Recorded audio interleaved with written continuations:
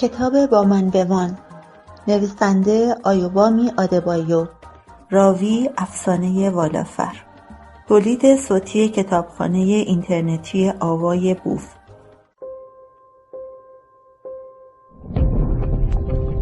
avayaboof.com.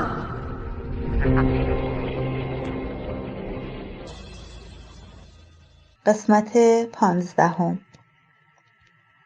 برای 1-2 هفته ایجیده هر روز صبح به بیمارستان میرفت و تمام طول صبح را بر بالین برادرم میگذراند. دیگر با من حرف نمیزد. فقط صبحانه‌ام را مثل اینکه بخواهد به سگ غذا بدهد روی میز غذاخوری میگذاشت و بعد روتیمی را به کمرش میبست و راهی بیمارستان میشد. آرزو میکردم دوتون مرده بود یا اصلاً هرگز زاده نشده بود. اما دروغ میگویم. چیزی که واقعاً آرزو میکردم این بود که کاش خودم مرده بودم. یا اصلاً به دنیا نیامده بودم. این من بودم که پای دوتون را به خانه خودم باز کردم. خرش کردم، تهدیدش کردم و هر بامبول دیگری که توانستم درآوردم تا مجابش کنم. به هیچ وجه تصور این را نمی کردم که برادرم وارد زندگیم شود و روزی مجبور شوم با او در حالی روبرو شوم که داشت با زنم می خوابید و مثل یک خوک خورناس می کشید. هنگامی که شرایط پیش بینی نشده نقشم را ارزیابی می کردم، دیدم مواردی را که می توانست موجب نابودی آن نقشه شود را در نظر نیاورده بودم. بیماری کمخونی داسی شکل، بیکار شدن دوتون و تمام آن شلوغکاری‌های عشق و زندگی که در ادامه کار عرض اندام می کند و نمایان می شود. یک روز بعد از درگیری من با دوتون، سر و کله مامی پیش از نهار در دفتر کارم پیدا شد. سلامم رو جواب نداد. روی صندلی ننشست و مستقیما به طرفی که نشسته بودم آمد و روی صندلیم خیمه زد. با کف دست به شکمش زد و فریاد کشید: شما دوتا توی این شیکم بودید. هر دوی شما از این پستانهایی که به دهنتون گذاشتم شیر خوردین. شیری که من بهتون دادم شیرین نبود؟ ریشه شرارتی که تو قلبته از اینه؟ شیری که من بهت دادم ترش بود؟ آکین جواب منو بده. صدای منو نمیشنوی؟ حالا دیگه کرم شدی؟ او اطمینان داشت که برای این اتفاق توضیحی وجود داشت و اینکه من چیزهایی برای گفتن داشتم که میتوانست به او در فهم آنچه رخ داده بود کمک کند. احساس میکردم که در آن لحظه هر چیزی که به او میگفتم، حالا هر چه که میخواست باشد، آن را میگرفت و هر جور که خواست خودش بود به آن شکل میداد و برایش دلیلی میتراشید که همه چیز را توجیه میکرد. تنها چیزی که او به آن احتیاج داشت یک پاسخ بود. هر پاسخی. یک کلمه هم بر زبان نیاوردم. یقه پیراهنم را با 2 دست چسبید و گفت: میخوای منو به کشتن بدی؟ به من حالی کن که چرا پسرام میخوان همدیگر رو بکشن. اینو همین الان که اینجا هستم بهم بگو. میدیدم که دلش شکسته بود، اما چه میتوانستم به او بگویم؟ حقیقت را؟ میدانستم که گفتن حقیقت کار او را تمام میکرد. آن هم این حقیقت. او قبل از ترک آنجا تهدیدم کرد که دیگر حاضر نبود با من حرف بزند مگر اینکه دلیل تلاش برای کشتن پسر عزیزش را توضیح میدادم. میدانستم که او سر قولش میایستاد. مادرم به همان اندازه عشق ورزیدن در انزجار داشتن نیز ترسناک بود. آنقدر کار کردم که دیگر نای راندن ماشین به خانه را نداشتم. تلو تلو خوران وارد خانه شدم. چراغ‌ها همه خاموش بود و ایجیده خوابیده بود. اما روتیمی هنوز بیدار بود و لحظه‌ای که من قدم به آن اتاق نیمه تاریک گذاشتم چشمانش روی من کلید شد. کنار گهواره‌اش ایستادم. به قانقون‌های ملایمش گوش سپردم و گذاشتم تا انگشتانش را دور شستم حلقه کند. در چشمان او من یک آدم نو، آکبند، یک فرد بخشیده شده، یک شخص پاک بی خدشه بودم. آنقدر صبر کردم تا او به خواب رفت و سپس به رخت خواب رفتم. اگرچه از پا در آمده بودم اما خوابم نمی برد. به زنم خیره شدم و برایم این سوال پیش آمد که آیا ممکن بود که شدت گرفتن تپش خشم در سرم مرا وادار کند که چراغ خوابی را توی سرش خورد کنم؟ از خودم متنفر بودم، زیرا به چهره لطیفش در حالی که ویژگی‌های آن را در ذهن حکاکی می کردم، مبادا فردا بیدار شوم و او رفته باشد، آنقدر نگاه کردم که خوابم برد. در طی هفته‌های بعد انتظار داشتم که مرا ترک کند. به نظر تنها کار دیگری که باقی مانده بود همین بود. پاره‌ای از شب‌ها رد لب‌هایش را با انگشت ترسیم می‌کردم و در سکوتی که بین ما فاصله انداخته بود به نجوا می‌گفتم متاسفم. از خودم برای این یک کار نیز متنفر بودم. روزی که دوتون از بیمارستان مرخص شد، ایجیده سکوت را شکست و بعد از 1 ماه برای اولین بار با من حرف زد. او آمد و قبض مخارج بیمارستان را به من داد. یک چک کشیدم و به او دادم. آن شب او از اتاق خوابمان به اتاق دیگری نقل مکان کرد. اگه اینجا موندم به خاطر بچه‌مونه. وگرنه او تهدیدش را همچون ابر تاریک بین ما به عمد ناتمام گذاشت. تو فلان شده ملعون، پشت سر من با برادرم رو هم ریختی تا یک زن خیانتکاری. این را که میگفتم میلرزیدم. با خودم مبارزه کردم و مشت‌های گره کردم را که با میل شدیدی ترغیبم میکردند تا آنها را توی صورت از خود راضیش بکارم توی جیب‌هایم کردم، چرا که اگر شروع میکردم دیگر پایانی در کار نبود. ترجیح میدادی که جلوی روی خودت باشه، زیر نظارت دقیق خودت. تو دغل‌کاری، خائنی، بزرگترین دروغگوی بهشت و جهنم و زمینی. او توی صورتم تف انداخت، به اتاق جدیدش رفت و در رو محکم در پشت سرش به هم زد. گذاشتم تا خشمم فرو نشیند و آنقدر به در بسته مشت کوبیدم که پوست دستم کبود و خونالود شد. حتی اون موقع هم دست نکشیدم. نمیتوانستم دست بکشم. ایجیده در اتاقش را قفل نکرد. صدای کلیک قفل شنیده نشد. هیچ کلیدی در آن سوی در قفل نچرخید. به ذهنم خطور کرد که خیلی راحت دستگیره در را بچرخانم، داخل اتاق روم و با او رو در رو شوم. از او بپرسم که چه میدانست و وقتی که با دوتون با هم بودن او راجع به من چه گفته بود. مجبور نبودم توی راه رو تنها بایستم و با مشت‌هایم با در چوبی که نمیتوانستند پاسخ سوالاتم را بدهند حرف بزنم و مرتب شانه‌هایم را بلند کنم تا عرق از چهره‌ام بچینم. نه اشک، که عرق را. وقتی که پدر شوهرم برای یک جلسه خانوادگی آکین و مرا به خانه‌اش فراخواند، پیش از رسیدن به آیسو می‌دانستم که این باید کار مامی بوده باشد که او را وادار به برگزاری این به اصطلاح جلسه اضطراری کرده بود. وارد اتاق پذیرایی که شدیم، من رو تیمی را مثل سپری مقابل خودم گرفتم و با آکین کنار یکدیگر روی آن نیمکت قهوه‌ای نشستیم. نیمکت کوچک بود و از بعد از ماجرای غافلگیری که او دوتون را سوار بر من دیده بود، این برای اولین بار بود که آکین و من درست جفت یکدیگر می نشستیم. ما چنان به هم نزدیک بودیم که می توانستم صدای نفس زدنهایش را بشنوم.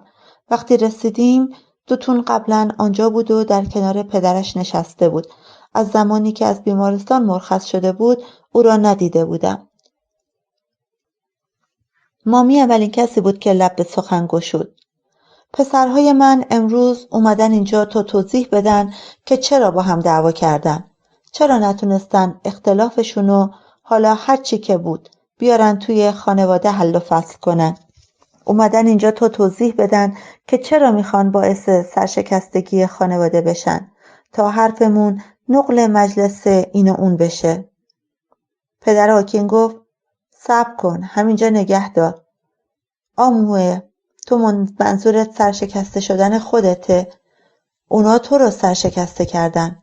تموم دنیا میدونن که اسم من در سرزمین ایجیسا به خوبی برده میشه. عجب، حالا دیگه اینطوره بابا؟ حالا دیگه اونا پسرای من شدن؟ مرد بی مصرف، مسلمه که اونا پسرای من هستن، چون تو حتی یک کوبو هم خرجشون نکردی. مخارج مدرسه‌شونو من دادم، لباسهای فرمشونو من خریدم. فقط وقتی که داشتن از دانشگاه فارغ التحصیل می شدن تو خودتو نشون دادی تا باهاشون عکس بندازی. اما حالا دوباره اونا شدن بچه من؟ اونا پسرای تو نیستن؟ از بیمارستان دزدیدیشون؟ پدر آکین انگشتش رو توی صورت مامی تکان تکان داد. آها، ما رو اینجا جمع کردی که بگی اونا رو از توی بخش زایمان دزدیدی؟ و خودش قاه قاه از مزاح خودش خندید. مامی هیس هیسی کرد و گفت اما این تقصیر تو نیست. اینا بچه‌های درخت پرتقالن که باعث میشن چوب و چماق به طرف مادرشون پرتاب بشه. بچه‌های احمق، چه توضیحی دارین؟ یالا توضیح بدین دیگه، حرف بزنین. کلمه‌هایی که توی دهنتون گیر کرده رو بریزین بیرون. او اول به آکین و بعد به من چشقره رفت و دستهایش را که ورم مفاصل داشتن همچون دو پنجه بسیار بزرگ برای من تکان داد. دوتون سینه صاف کرد. دست چپش حمایل گردنش بود. دور سرش پانسمان شده بود و یک طرف صورتش پوشیده از بخیه‌های ریز بود. دوتون گفت اختلاف ما بر سر پول بود. جسم آکین در کنار من با آنچه که تصور من آهی از سر آسودگی بود به آرامش رسید. من باید به داستان دوتون گوش فرا می دادم و آن را به خاطر می سپردم. باید به تمام جزئیاتش تسلط پیدا می کردم تا بعد برای خویشاوندانی که با قیافه های مثلا نگران مرا سوال پیچ می کردن تا در گرد همایی های خانوادگی مشتاقانه یا مکوبیده فرو بلعن و شایعه پراکنی کنن بازگو کنم. اما تا فرا رسیدن آن زمان فکر و اندیشه خانواده آکین دیگر پشیزی برای من اهمیت نداشت. در حال حاضر رفته رفته داشتم بیخیالشان می شدم. حتی با وجودی که هنوز نسبت به فرا رسیدن آن بی اطلاع بودم. بنابراین شروع کردم به تاپ تاپ دادن روتیمی و ور رفتن با گردنبند او و فشردن شستم بر لبه های سخت صلیب آن که زیر ژاکتش قرار داشت. آکین که شروع به حرف زدن کرد به صحبتهایش گوش دادم. از اینکه او به چه راحتی دو شاخه را به پریز داستان برادرش زد حیرت کردم. طوری بود که گویی آنها این دروغ‌ها را بارها با هم تمرین کرده بودند. راستش این پول مال من نبود. من از بانک قرض کرده بودم. دوتون بعد از این همه کارهایی که براش کردم، بعد از این همه فداکاریایی که در حقش انجام دادم، چطور تونست روی اون پول قمار کنه؟ آکین این را گفت و به زانویش ضربه کوبید. برادر جون، من که قمار نکردم. به معامله دست زدم که نتیجه نداد. از این معامله باید پول کافی برای باز پرداخت وام در می اومد. اما خب خیلی از حسابا غلط از آب در اومد. نگاه دوتون وقتی حرف می زد در مسیر ما نبود. او سرش را پایین انداخته بود و به نظر به طرح‌های ضربدری کف پوش مشمع آبی رنگی که کف اتاق را می پوشاند چشم دوخته بود. این که تجارت و معامله نبود. اگه اینقدر احمق نبودی میفهمیدی که اونا کلاهبردار و شیاد بودن. اگه واقعا این کسانی که پول رو 2 برابر میکنن وجود داشتن، آیا همگیمون تا حالا پولدار نشده بودیم؟ پدر آکین روی شانه دوتون زد و گفت پول چیز خیلی ظریفیه. آکین و دوتون آنقدر رشته‌های دروغ به هم بافتن تا اینکه داستانشان به بند کلفت و قدرتمندی از حقیقت تبدیل شد. پدر شوهرم وقتی که پسرهایش ساکت شدن گفت نباید بگذارین بین شما حرف پول به میون بیاد. توی رگ‌های شما یک خون جریان داره. اگه پول شما را از هم جدا کنه اون وقت چطوری میخواین برای بچه‌هاتون الگو باشین؟ مامی خرناسی کشید و سر تکان داد، اما شوهرش به او اعتنایی نکرد و به حرفهایش ادامه داد. باید با هم آشتی کنین و از هم پوزش بطلبین. پیرمرد توی صندلیاش به جلو خم شد و با دستهایش اشاره‌ای کرد.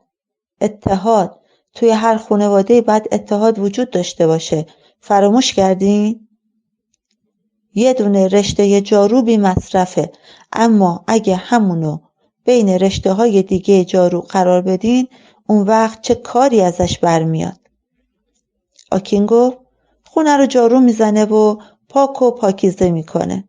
پدر شوهرم گفت خب پس میفهمین که من چی میخوام بگم. دوتون به آن سمت صورتش که پوشیده از بخیه بود دست کشید. من متاسفم برادر جون، از دستم عصبانی نشو. یک راهی برای برگردوندن پول به تو پیدا خواهم کرد. آکین سرفه کرد. من وسوسه شیطون شدم دوتون. نمیدونم اون عصبانیت از کجا اومد. پدر شوهرم به سمت مامی چرخید. حالا دیگه تموم شد. ای آکین، حالا آروم شدی؟ من گفتم که ایجیده هیچ دخلی به این موضوع نداره. هیچ دلیلی نداره که اون بین این دوتا برادر نقشی داشته باشه. چطور میشه تصور کرد که این زن خودشو درگیر یک چنین چیزی بکنه؟ مامی از جایش بلند شد و آمد و مقابل من و آکین ایستاد. گفت تنها چیزی که میدونم اینه هر کاری که توی تاریکی انجام بشه یه روزی اونو توی بازار جار خواهند زد. سرم رو پایین انداختم و به روتیمی که توانسته بود صلیب را از زیر بلوزش بیرون بیاره و توی دهانش بکنه و به مکه نگاه کردم. به آرامی و با احتیاط که مبادا لثه هایش را زخم کند آن را از دهانش بیرون آوردم. مامی به طرف من خم شد. تو هیچ وقت نمیتونی حقیقت رو پنهون کنی، همونطور که کسی نمیتونه پرتو خورشید رو با دستاش بپوشونه. تو هم نمیتونی حقیقت رو بپوشونی. هر وقت به سالن میرفتم اولین کاری که میکردم روتیمی را به ایابولو میسپردم. این ایابولو بود که وقتی روتیمی گریه میکرد او را به کمرش میبست و زمانی هم که شروع به 4 دست و پا رفتن کرد توی راه رو از پیش میرفت و باز هم این ایابولو بود که متوجه اولین دندان او شد و روزی که روتیمی دستش را به پایه 4 پایه گرفت و خودش را بالا کشید تا بایستد این او بود که شروع ولوله به پا کرد. وقتی روتیمی شروع به گریستن کرد ایابولو او را بغل کرد و گفت این چه رفتاریه که تو میکنی؟ تعداد بیگودی را آب کشیدم و توی آبکش ریختم. چه رفتاری کردم؟ او آرام آرام به پشت روتیمی زد و تاب تابش داد.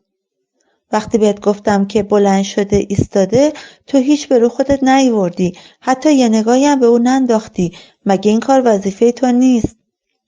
من شیشه ای را که در آن شیر خودم را دوشیده بودم به دستش دادم و گفتم شاید گرسنه است. تو خانم جون اینو قبلا هم بهت گفتم که این بچه دیگه بزرگ شده، شیر مادر تنها براش کافی نیست. چرا طوری رفتار میکنی که انگار پنبه تو گوشته؟ روتیمی ببخشید دخترم، بیا این شیر مادرتو بخور. کاری به کار مادرت نداشته باش. بیا همین یه دفعه آخر اینو بخور. وقتی که روتیمی شیشه شیر را به دهانش گذاشت و شروع به خوردن کرد از سکوتی که بر آنجا حکم فرما شد خرسند شدم. خورشید داشت غروب میکرد و من از اینکه تمام روز سر پا ایستاده بودم دردی در ناحیه گردنم افتاده بود. کیف پولم را برداشتم، مقداری پول خرد برای 2 دختری که در کار نظافت آنجا کمک کرده بودند شمردم. وقتی که دخترها کیف‌هایشان رو روی شانه‌هایشان انداختند و رفتند زیر یک سشوار نشستم و کلاهکش را پایین کشیدم. ایابولو هنوز با من حرف میزد اما از زیر کلاهک سشوار صدای او مثل این بود که انگار از ته چاه یا از جهانی دیگر بالا می آمد. شنیدن حرفهای او در زیر کلاهک چندان مهم به نظر نمی رسیدن. آنها آن چیزهایی نبودند که باید درباره‌شان می اندیشیدم یا به هر حال قابل پاسخ دادن بوده باشند. چشمهایم را بستم تا بر تأثیر دور بودن از همه چیز و بر تنها بودنم بیفزایم. بگو ببینم کی میخوای برای روتیمی ماهی تازه و پوره سیب زمینی درست کنی یا اقلن شیر خشک و شیر گاو بهش بدی؟ پاهایم را دراز کردم تا زانوهایم را مالش دهم و گفتم من گرفتارم. آیا روتیمی؟ برای خاطر او از خدا بترس. برای خریدن شیر بچه گرفتاری؟ اگه چیزیه که داره اذیتت میکنه خب بیا بشین راجع بهش حرف بزنی. این مشکل را از کلت بیرون کن تا بتونی به بچت برسی. شیرشو خورد؟ باید قبل از اینکه کاملا تاریک بشه برسیم خونه. بیا شیشه رو از دستش بکش بیرون. تا حتی گوش نمیدی که چی بهت میگم. او به سمت کودک چرخید. روتیمی نگران نباش، من همین زودی ها برات شیر خشک میخرم. کاری به کار این زن نداشته باش. مطمئنم که بالاخره سر عقل میاد. خمیازه کشیدم. فردای آن روز در حالی که داشتم موهای یک دختر بچه را میبافتم دوتون به سالن آرایش آمد. از او خواستم که بنشیند و صبر کند، زیرا هرگز به شاگردهایم اجازه نمیدادم که به موی بچه ها دست بزنند. معتقد بودم که پوست سر آنها لطیفتر از آن بود که بشود برای آموزش دادن از آن استفاده کرد. وقتی کارم با بافتن موهای او تمام شد، پیش از رفتن و نشستن در کنار دوتون با حوصله بین خطوط بافته های مویش روغن صورتی مالیدم و صبر کردم تا دخترک از سالن خارج شود. چیزی میخوای بخوری؟ کوکا یا فانتا؟ او آهی کشید و گفت نه، اومدم خداحافظی کنم. فردا از الیشا میرم لاگوس. آه بسیار خوب. تو لاگوس کار پیدا کردی؟ یه جورایی. از او نخواستم که بیشتر توضیح بدهد چون واقعا برام مهم نبود. بعد از اینکه آکین او را آشولاش کرد تمام هم و غم من برای او فقط این بود که زنده بماند. در عجب بودم که چرا برای خداحافظی نزد من آمده بود. گفت دلم برات تنگ میشه. به صورتش نگاه کردم. نگاهی واقعی. پانسمان دور سرش را باز کرده بود و جای یک زخم بزرگ به صورت بخیه‌های براق که رویشان هرگز دیگر مو نمی‌رویید نمایان شده بود. ظاهراً کمی از وزنش کاسته شده بود و تبسم امیدبخشی روی لبانش نقش بسته بود. از خود می‌پرسیدم که یعنی آیا انتظار داشت که من هم بگویم دلم برایش تنگ می‌شد؟ گفتم سفر خوبی داشته باشی. از طرف من به زن و بچه‌هات سلام برسون. نگاهش را برگردان. دستی به جای زخم روی سرش کشید و گفت امروز صبح رفتم به دفتر کار آکین. به منشیش گفت که منو بیرون کنه. گفتم باید بگی برادر آکین. تو حق نداری اونو آکین خشک و خالی صدا کنی. مگه اون رفیق گرمابه و گلستونته که اینطوری صداش میکنی؟ صبر کن ایجیده. من؟ با انگشت به سینه‌اش کوبید. تو از دست من عصبانی هستی؟ صدا تو بیار پایین. سر تکان داد. میدونی این تقصیر من نبود ایجیده. اینا همش ایده او بود. دوتون تو و برادرت علیه من دست به یکی کردین. ببین ایجیده من فکر میکردم که تو میدونستی. دستش رو روی زانوی من گذاشت. او به من گفت که همه چی را برایت خواهد گفت. حالا میتونی بری دوتون. میبینی که کار دارم. من وقت این حرفا رو ندارم. دلم برات تنگ میشه. او این حرف را طوری به نجوا بر زبان راند که به نظر میرسید بار معنایی خاصی داشت و آنچه را که نمیتوانست بر زبان جاری کند به این صورت منتقل میساخت. دستش را روی زانویم برداشتم و ایستادم. امیدوارم فردا سفر خوبی داشته باشی. از او دور شدم و به جانب پیرزنی که دور و بر آرایشگرها میپلکید اما صندلی برای نشستن انتخاب نمیکرد رفتم. گفتم عصرتون بخیر مادر، هنوز کسی به شما نرسیده؟ آه بله رسیدگی کردن عزیزم، اما من بهشون گفتم که منتظر شما میمونم. نمیخوام کسی این چند تا شاخه موی دیگه که روی سرم مونده اب بین ببره. لبخندی حوالش کردم و او را به طرف یکی از صندلی‌ها بردم. از گوشه چشم به دوتون نگاه کردم که پیش از رفتن در درگاه ایستاد و به ایابولو و روتیمی سلام داد. همینطور که منتظر بودم تا زنی که مقابلم بود روسریش را بردارد، به این فکر کردم که دوتون با تکرار این حرف که دلش برایم تنگ میشد منظورش چه بود. موهای آن پیرزن برخلاف آنچه که گفت به هیچ وجه کم پشت نبود، بلکه بلند و پرپشت بود و رگه های سفیدی جلوی موهایش داشت.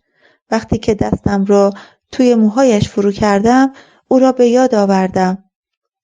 او یک مدیر مدرسه بازنشسته بود که ماهی یک بار به آرایشگاه می آمد و همیشه اصرار داشت که از هیچ چیز مگر کره شیایی که در یک ظرف پلاستیکی با خود می آورد برای موهایش استفاده کنم.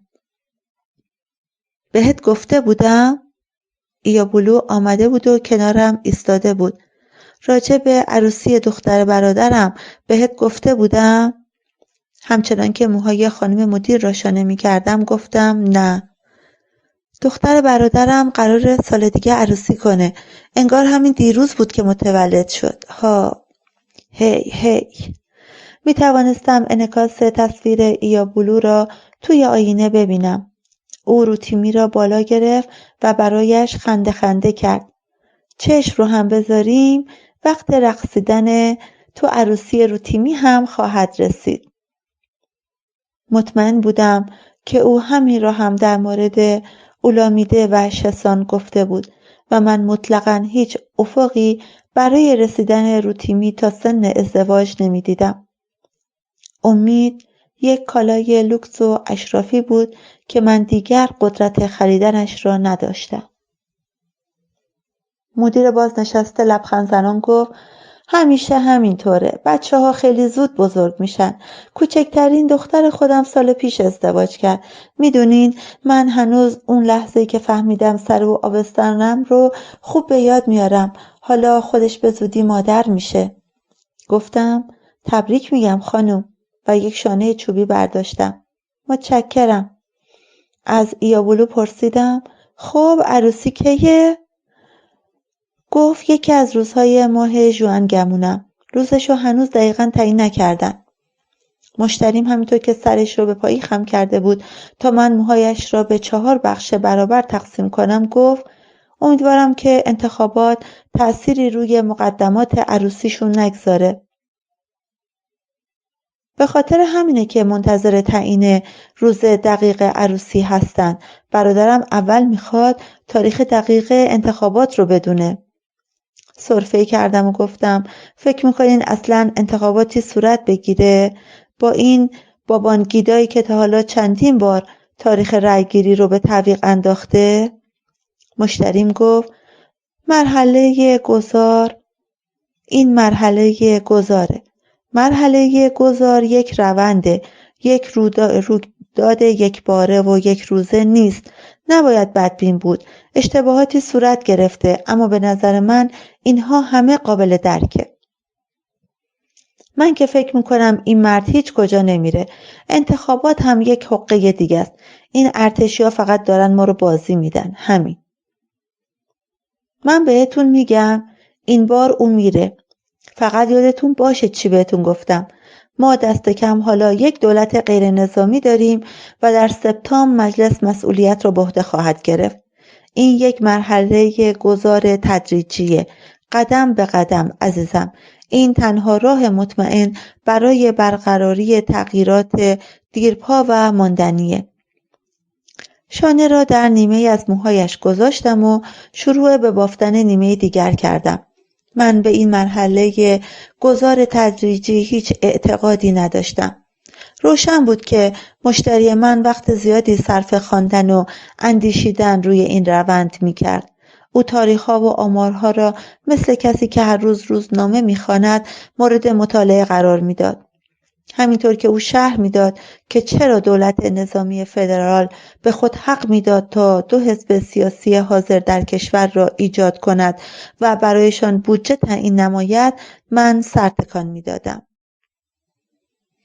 او راهی برای توجیه این واقعیت پیدا کرد که دولت قانون اساسی هر دو حزب را با توجه به نمادهای خود طراحی کرده و نوشته بود. او گفت ببین، این اصلاً موقعیت ایدئال و بی عیب و نقصی نیست، اما همین که ما به دموکراسی برسیم همه چیز فرق خواهد کرد. اول اجازه بدید که کشور به دموکراسی کامل برسه. بعد از اینکه این کار رو انجام دادیم، اون وقت میتونیم به همه چیزها اونطور که باید و شاید نظم بدیم. گذاشتم بحث ادامه پیدا کند، زیرا چندان اهمیتی برایم نداشت. تا آنجا که به من مربوط میشد 1993 بالاخره می آمد و سرانجام میافت و در پایان آن ما در میافتیم که آیا دولت به عهدش وفا میکرد یا نه. من قصد ثبت نام برای رأی دادن نداشتم. ایابولو گفت تا پایان امسال دولت اعلام میکنه که انتخابات کی خواهد بود و آن وقت برادرم تاریخ دقیق عروسی را اعلام خواهد کرد. و تو ایاروتیمی، تو باید با من بیای به باوچی. حالا هر روزی که میخواد باشه تو باید با من بیایی ها. بوچی؟ برادرت اونجا زندگی میکنه؟ تا اونجا خیلی راهه ها. به خاطر همینه که از حالا دارم بهت میگم فکراتو بکن. گفتم بسیار خوب، بهش فکر میکنم، اما در حال حاضر که هیچ تصمیمی به رفتن ندارم. ایابولو، ولی باز هم بهش فکر میکنم. میدونی که اگه با من بیایی به باوچی میتونی از اونجا طلا بخری و بیاری اینجا بفروشی؟ مشتری من یادت میاد که میپرسید تو طلا میفروشی؟ به من نگاه کن، میدونم که وسوسه شدی. تا حرف تجارت پیش بیاد تو گوشات تیز میشه. زن برادرم تو کار طلاست. اون میتونه تمام جاهایی که میشه طلا خرید و بهت نشون بده. و خدا رو چه دیدی؟ شاید طلای باوچی اینجا خوب فروش بره. همینطور که به فرق سر مشتریم روغن شیا میمالیدم گفتم فکر جالبیه.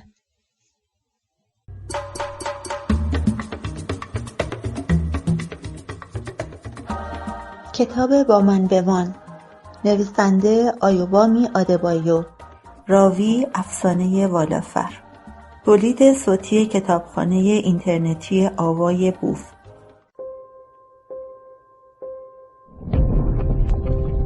avayaboof.com.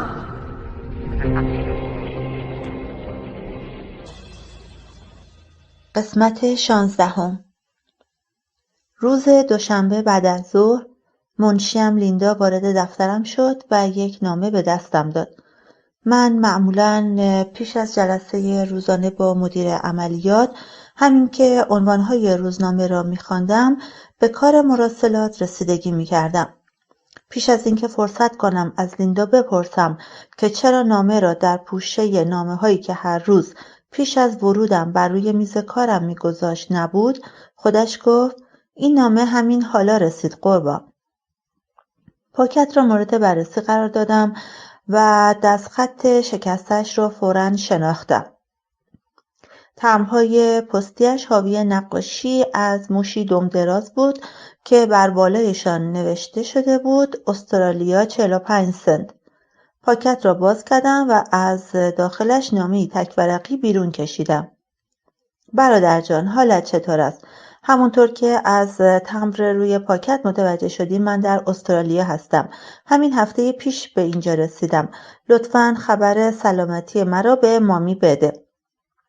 اجازه بده نامه را به خاطر آن همه کارهایی که بعد از بیکاریم برایم انجام دادی با تشکر آغاز کنم. شانس این که بتوانم قبل از رفتنم از تو تشکر کنم نداشتم. میخواستم بدانی که از تمام تلاشهایی که کردی تا من شغل دیگری پیدا کنم و بتوانم دوباره روی پاهای خودم بایستم قدردانی میکنم. واقعا به خاطر سقفی که بعد از ورشکستگیم بالای سرم قرار دادی ممنونم. دلم میخواهد همه آن اتفاقاتی که قبل از ترک نیجریه افتاد را به فراموشی بسپاریم. میدانی ما نمیتوانیم سر چنین چیزی مدام با هم بجنگیم. ما برادریم، پیوند خونی داریم. یک زن میتواند از تو طلاق بگیرد اما خانواده نمیتواند.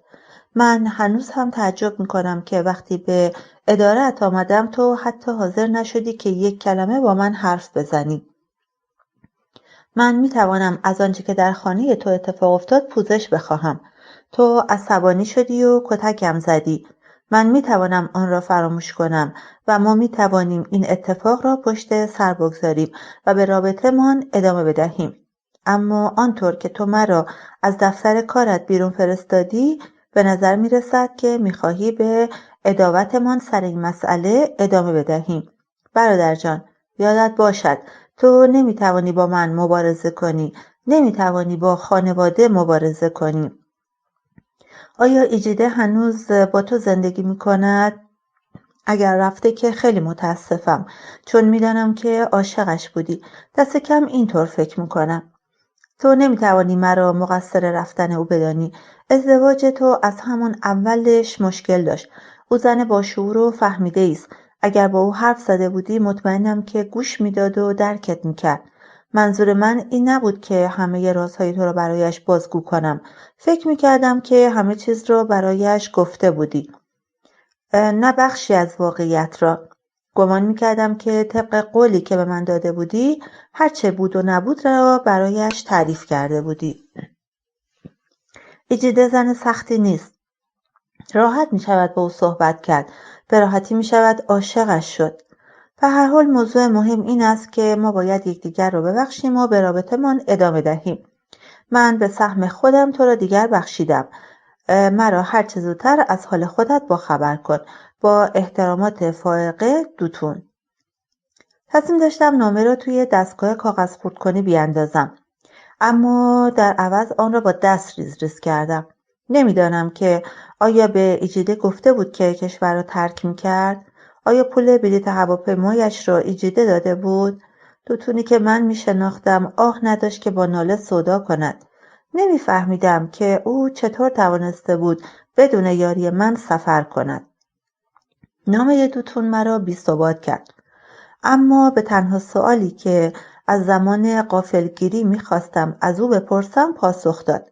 گفت که آنقدرها احمق نبوده که با ایجیده در مورد من بحث و گفتگو کند. در تمام این مدت مرتب در این فکر بودم که ایجیده چقدر میدانست و تقریبا به این نتیجه رسیده بودم که دوتون تمام رازهایی را که به او اعتماد کرده و محرمانه به او گفته بودم به ایجیده انتقال داده بود. و من این را از رفتارهای تحریک‌آمیز ایجیده می‌دیدم، از اینکه اتاقش را جدا کرده بود، از شیوه نگاه کردنش هنگامی که با او چشم در چشم می‌شدم. اما امیدوار بودم که دوتون دهان گنده‌اش را بسته بوده باشد. به خودم قبولاندم که تمام این اتفاقاتی که رخ داده بود برای عصبانی کردن او کفایت می‌کرد. و به خودم گفتم که سکوت او و نفرتی که در چشمانش به جا مانده بود این همه را توجیه میکرد. پیش از دریافت نامه دوتون توانسته بودم خودم را متقاعد کنم که اگر ایجیده از راز من با خبر شده بود با من روبرو میشد و این شانس را به من میداد که موضوع را با توضیح برایش روشن کنم. البته نه اینکه هرچه بود و نبود برایش بگویم. احتمالاً دروغ‌های دیگری با آنها میبستم و تحویلش میدادم. اما فقط به این خاطر که هنوز امیدی داشتم. من همیشه این امید را داشتم که همه چیز میتوانست تغییر کند. پس میتوانستم دروغ بگویم و دروغ گفتن مهم نبود. من هنوز هم پیش یکی از متخصصین بیمارستان دانشگاه پزشکی میرفتم و او تا حدی خوشبینیش را نسبت به حل مشکل ابراز کرده بود. من نظرات محتاطانه او را گرفته بودم و مشتاقانه دنبال کرده بودم. به خود امید می‌دادم که امروز یا فردا همه چیز درست می‌شد و خودم را قانع می‌ساختم که متخصص این بیمارستان می‌توانست معجزه کند. ما معجون دارویی مناسب را یافته بودیم و همه چیز خوب پیش می‌رفت. امید همیشه تریاک من بوده است، چیزی که هرگز نتوانستم از آن خلاصی یابم. اوضاع هر چقدر که میخواست بد باشد برایم فرقی نمیکرد. من بالاخره راهی پیدا میکردم تا به خود بقبولانم که حتی شکست هم نشانه‌ای بود که مجبور باشم پیروز شوم. در آن هفته هایی که بعد از دریافت نامه دوتون از پی آمد، احساس کردم که خانمان بی اندازه آب رفته بود. حس میکردم کوچک شده بودم، آنقدر کوچک که نمیتوانستم مانع برخوردن به ایجیده بشوم. از زمانی که او به اتاق دیگری نقل مکان کرد، من برای اولین بار از اینکه توی رخت خوابم تنها بودم خوشحال بودم. دیگر به غذاهایی که برایم روی میز میگذاشت دست نمیزدم. برای چند روزی این فکر به کلم خطور کرد که مبادا او بدون اینکه هرگز بخواهد با من رو در رو شود، برای تنبیه کردنم نقشه مسموم ساختنم را در سر پرورانده باشد. از تحقق اجباری این رویارویی که از آن وحشت کرده بودم به سختی شرم داشتم. از این رویارویی که از همان ابتدا آرزو کرده بودم که ای کاش هرگز رخ نمیداد. یعنی از همان اولین روزی که او را دیدم و با خود عهد کردم که هیچ چیزی نباید مانع زندگی من با او بشود. توی خانه دزدکی و پاورچین راه میرفتم. برای رفتن به سر کار صبح خیلی زود خانه را ترک میکردم و دیر وقت شب به خانه برمیگشتم. آخر هفته ها را هم تنها توی اتاقم میگذراندم. به تمام انتخاب ها و گزینه ها دوباره میاندیشیدم. رد راه های رفته را میگرفتم و آنها را بار دیگر بررسی میکردم. از خودم میپرسیدم که آیا واقعاً گزینش دیگری داشتم؟ آیا راه حل دیگری داشتم؟ هنوز درست حسابی از تأثیر نامه اول دوتون خلاصی پیدا نکرده بودم که نامه دومش رسید. برادر جان، حالت چطور است؟ حال مامی چطور است؟ آیا از آرینولا و شوهرش خبری داری؟ من حالا دیگر اینجا کار پیدا کردم. پول در میآورم. پولهای کوچک کوچک، اما برای زنده ماندن کفایت میکند. میدانم که نامه آخرم را دریافت کردی. چرا برام خط نمی نویسی؟ چه کار باید بکنم که بتوانم قانعت کنم برایم نامه بنویسی؟ برادر جان، اجازه بده سعی کنم مسائل را از دیدگاه خودم برایت شرح دهم. اولین باری که من با زنت سکس داشتم برای نجات ازدواج تو بود. من هنوز هم به خاطر آن از تو تشکر نکرده ام. ای مرد عادل با تقوا. من حتی وقتی که او برهنه شد چشمهایم را بستم. میدانی اولین بار سعی کردم او را ببوسم. نه اینکه عملاً دلم میخواست چنین کاری را انجام داده باشم. نه، فقط میخواستم کار کمتر شکل تجاوز داشته باشد. ما با هم سکس عفیف و پاکدامنی داشتیم. عین توی فیلم ها. دورمان طوری ملحفه پیچیده بودیم که انگار کسی شاهد عشق‌بازیمان بود. من صادقانه فکر کردم که تو همونطور که وعده داده بودی همه چیز را برایش تعریف کرده بودی. و اگر که من برای اولین بار با او گفتگو کردم به این خاطر بود که تو مسافرت بودی و او تازه فهمیده بود که شسان بیماری کمخونی داسی شکل داشت. من احساس کردم که او نیاز داشت تا با کسی صحبت کند. همین. آیا من میخواستمش؟ پیش تو و خالقمان با صداقت اعتراف میکنم که بله. اما من اینها را برای خیانت تو به او نگفتم. گمان میکردم که او قبلا این چیزها را میدانست. برادر جان، هرچه بود و نبود همین بود. آجو که دوباره دارد ازدواج میکند با یک سرلشکر. اسم شوهرش گاروبا است و 3 زن دیگر هم دارد. فکر نمی‌کنی که این زن عقلش را از دست داده باشد؟ حالا که همه نظامی ها دارن قدرتشان را از دست میدهند، او رفته و با یک مرد نظامی ازدواج کرده. میگوید که بچه‌ها برای تعطیلات به اینجا میآیند. فکر میکنم مخارج آنها را هم جناب سرلشکر خواهد پرداخت. برام بنویس. منتظر نامت میمانم. با احترامات بسیار دوتون. پی نوشت. توی نامت از انتخابات ریاست جمهوری برایم بنویس. در اینجا هیچ دسترسی به اینکه بدانم واقعاً چه در نیجریه میگذرد ندارم. دلم میخواهد بدانم چه اتفاقاتی در آنجا میافتد. وقتی که نامه دوم را توی دستگاه کاغذ خردکنی گذاشتم، احساس خشم نداشتم. شرمساری دیگر جایی برای باقی احساسات نگذاشته بود، حتی برای امید. دیگر از دست برادرم اصلاً عصبانی نبودم. داشتم به این نتیجه می رسیدم که تمام آن صفحه جز مهر و محبت نبود. همان چیزی که من می‌خواستم از آن برای دفاع در مقابل شرمساری و خجلت استفاده کنم. خشم گرفتن سهل‌تر از شرمساری است. روتیمی مرا از نومیدی نجات داد. کمکم کرد تا راهی برای رسیدن به امید بیابم. یک شب حوالی صبح به خانه برگشتم. ساعت تقریباً 2 صبح بود و روتیمی را دیدم که در اتاق من توی گهواره‌اش خواب بود. ابتدا فکر کردم ایجیده به اتاقمان برگشته.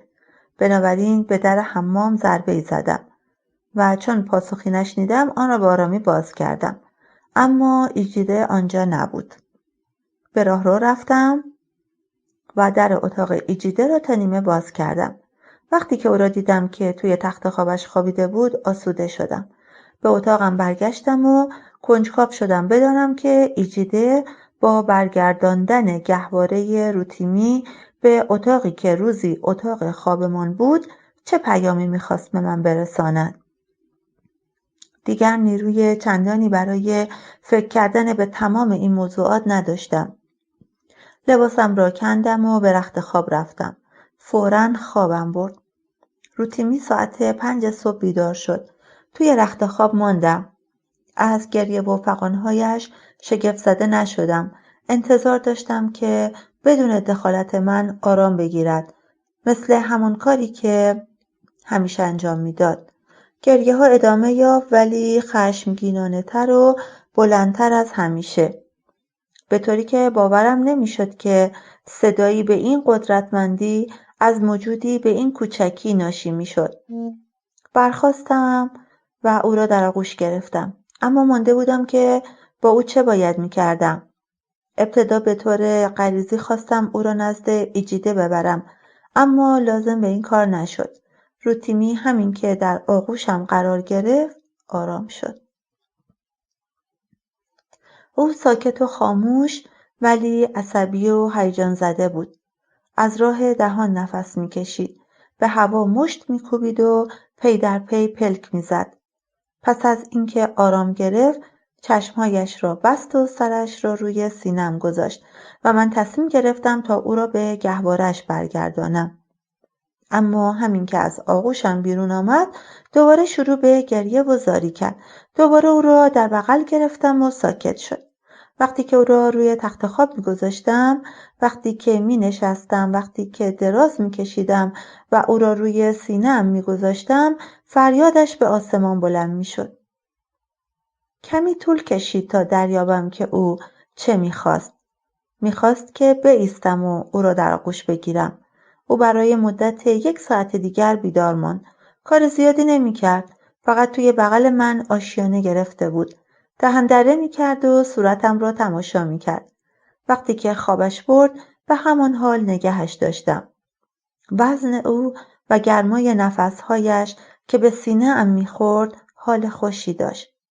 خیلی وقت می‌شد که من تا این حد به انسان دیگری نزدیک نشده بودم. به یک دیوار تکیه دادم و روتیمی را به همان حال در بغل گرفتم. تا اینکه در ساعت 7 ایجیده آمد و بدون یک کلمه حرف او را از من گرفت و رفت. آن روز من حدود ساعت 9 شب به خانه رسیدم. از زمان دریافت نامه دوتون این اولین بار بود که قبل از نیمه شب به خانه می رسیدم. ایجیده با روتیمی در اتاق من بودند. وقتی وارد اتاق شدم او ایستاد و روتیمی را به من داد. اگه قبل از ساعت 11 گریه کرد یکم آب بهش بده. او به میز کنار تخت خواب که 2 فلاکس ترموس و چند شیشه شیر بچه روی آن قرار داده بود اشاره کرد. یا اینکه مقداری پوره بهش بده. پوره با شیر رو دوست داره. توی کیفی که روی زمین گذاشتم تعدادی هم پوشک هست. کیف مدارکم را انداختم تا بتوانم روتیمی را با 2 دست بگیرم. از اینکه مادرش با من صحبت میکرد شگفت زده شده بودم.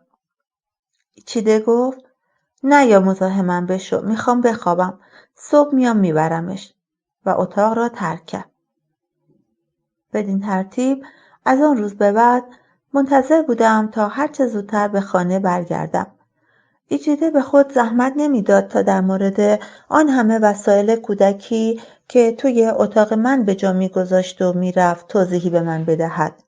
او همین که من پایم را توی اتاق میگذاشتم فقط روتیمی را به دست من میسپرد و پشتش را میکرد و میرفت. هر روز صبح روتیمی سر ساعت 5 از خواب برمیخاست. گریه هایش مثل یک ساعت زنگدار دقیق بود. به یک دیوار تکیه میدادم و حدود 1 ساعت او را در بغل میگرفتم. هر روز چهرهش را تماشا میکردم. به درون چشمانش دقیق میشدم و چیزی مثل ایمان را احساس میکردم. حتی در آن زمان میدانستم که این یکی دیگر از دستم نمیرفت. زنده میماند. او بچه بازیگوشی نبود. از همین حالا در شیوه بالا گرفتن چانه اش یک چیز جدی وجود داشت. به ندرت قانقون میکرد. در ابتدا تا زمانی که سعی نمیکردم بنشینم یا او را زمین بگذارم صبحمان آرام بود. و سپس یک روز به من نگاه کرد به گونه‌ای که انگار چیزی را که میخواست بگوید سبک سنگین میکرد. یکی از مشتهایش را زیر چانه‌اش برد و گفت بابا. او این کلمه را قبل از اینکه به خواب برود 2 بار دیگر تکرار کرد. تو گویی میدانست که من به شنیدن دوباره آن واژه نیاز داشتم. هر بار که او این را بر زبان می‌راند برای من مثل بخشودگی بود.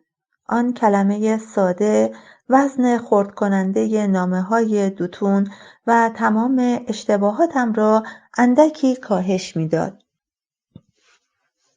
احساس می‌کردم که هدیه‌ای به من پیشکش کرده بود. یک چیز الهی، زیرا کاملاً به موقع بود. او مرا پدر خود دانسته بود. بله، او کودکی بود که هنوز چیزی در مورد عملکردهای دنیا نمی‌دانست. اما با وجود این مرا پدر خودش تلقی کرده بود. من ناگزیر باید چیزی از خودم به او می‌دادم تا بتوانم رابطه محکمی را تا زمانی که هر دو زنده بودیم بین خودمان برقرار سازم. شروع کردم در گوشش قصه نجوا کردن. از همان قصه هایی که مامی برای دوتون و آرینولا و من تعریف میکرد. من هیچ داستانی که مورد علاقم باشد نداشتم، اما یک داستان بود که اغلب برای روتیمی تعریف میکردم و آن را همچنان به یاد میآورم. مامی اکثر داستانهایش را با یک ضرب‌المثل شروع میکرد. برای این داستان همیشه با این گفته شروع میکرد: آنکه فرزند دارد جهان را دارد.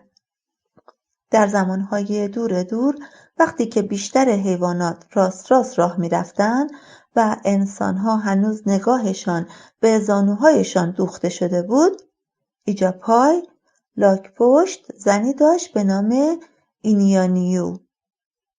آنها عاشق یکدیگر بودند و به خوبی و خوشی با هم زندگی می‌کردند.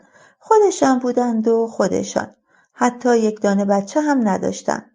آنها سالها به الدوماره استغاثه می‌کردند، اما صاحب هیچ بچه‌ای نمی‌شدند. کار اینیانیو هر روز شده بود گریه کردن. هر روز به هر کجا که میرفت مردم مسخره‌اش میکردند. با انگشت نشانش میدادند و پشت سرش توی بازار مسخره‌اش میکردند. برای اینیونیو داشتن یک بچه از همه چیز مهمتر بود، حتی از جانش.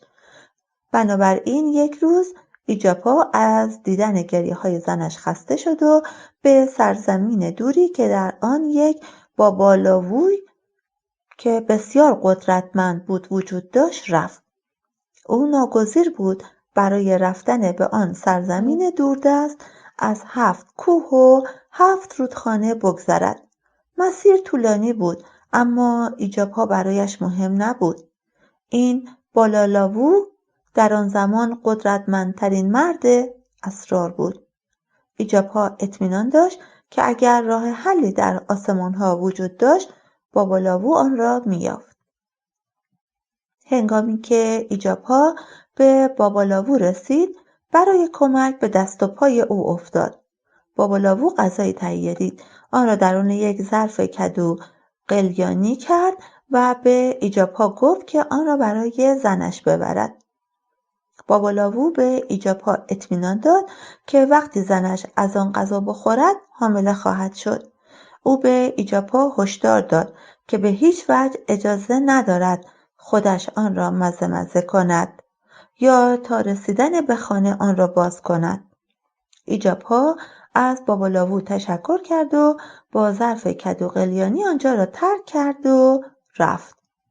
در راه بازگشت به خانه ایجاپا باز مجبور بود از 7 کوه و 7 رودخانه بگذرد. غذا بوی مطبوعی داشت، آفتاب داغ بود و او هم از پا افتاده بود. پس از گذر از کوه سوم او در کنار رودخانه سوم ایستاد تا کمی استراحت کند و مقداری هم آب بنوشد. چیزی دور و برش برای خوردن به هم نمی رسید. نه درخت میوه در اطراف بود و نه حتی علوفه‌ای. ایجاپا سخت گرسنه بود. بنابراین تصمیم گرفت تا نگاهی به غذا بیاندازد، فقط یک نگاه. او اصلا قصد خوردن غذا را نداشت، فقط میخواست نگاهی به آن بیاندازد. او در ظرف را باز کرد و دید که غذا آشورا بود. یک آشورای چرب و شیرین.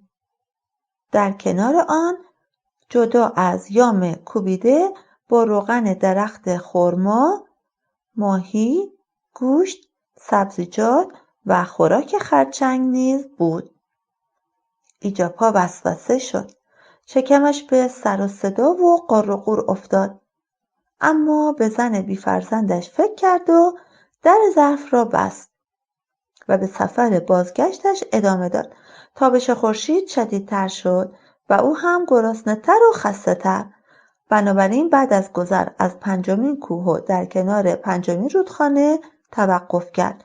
اینجا با خودش اندیشید من فقط انگشتی به آن خواهم زد تا روغن درخت خرمایش را امتحان کنم. با این کار می توانم بگویم که بابالاوو از روغن خوب استفاده کرده است یا نه. دوست ندارم که اینانیو چیزی بخورد که معده‌اش را ناراحت کند. ایجاپا یک انگشت به آشارو زد، تنها برای اینکه ببیند کیفیت روغن آن چطور بود. او روغن را بین 2 انگشتانش مالید. احساس کرد که روغن خوبی بود. با خودش گفت که روغنش خوب است، اما با این حال ممکن است طعمش مناسب نباشد. پس کمی بیشتر از آن برداشت و چشید. معده‌اش ناگهان مثل رعد و برق به غار و غور افتاد و او آن غذا را ظرف چند دقیقه فرو بلعید. او با همان یک انگشت اول که از دروازه لب‌هایش گذشته بود دیگر نتوانسته بود جلوی خودش را بگیرد. ایجاپا بعد از خوردن آن غذا لب‌هایش را با سر و صدا لیس زد و دست‌هایش را در آب رودخانه شست و بلافاصله به خواب عمیقی فرو رفت. وقتی بیدار شد 3 روز گذشته بود، اما خودش این را نمی‌دانست. احساس کرد که انگار 1 ساعت بیشتر نخوابیده. تصمیم گرفت تا دوباره به خانه بابالاوو برگردد. ایجاپا به خود گفت که به او خواهم گفت ظرف آشارو از دستم افتاد و روی زمین ریخت. مطمئنم که او یکی دیگر برایم درست خواهد کرد. او مرد مهربانی است. ایجاپا کوشید تا از سر جایش بلند شود، اما دید که برخاستن خیلی دشواره. او به پایین نگاه کرد و دید که شکمش بسیار بزرگ شده. در واقع شکمش به بزرگی شکم یک زن پا به ماه شده بود. او با تمام سرعتی که در خود سراغ داشت راه رفته را برگشت و از 5 کوه و 4 رودخانه گذشت. وقتی به در خانه بابالاوو رسید شروع به آواز خواندن کرد. بابالاوو آمدم به التماس، بابالاوو آمدم به التماس. به من گفتی دستم را به دهان نبرم، به من گفتی که پایم را به دهان نبرم. دارویی که آن بار برایم ساختی به آن دست زدم و دستم را به دهان بردم. پس به شکمم نگاه کردم، مثل یک کوه گنده شده بود. روتینی همیشه پیش از این که من آواز را تمام کنم خوابش می‌برد. بنابراین من هم قصه را همانجا پایان می‌دادم. من هرگز قصه را مثل مامی شروع نمی‌کردم. من روزگاری حرف او را باور کرده بودم، آن را پذیرفته بودم، همچون لاک‌پشت و زنش، که زندگی کردن در دنیا بدون فرزند هیچ امکان ندارد.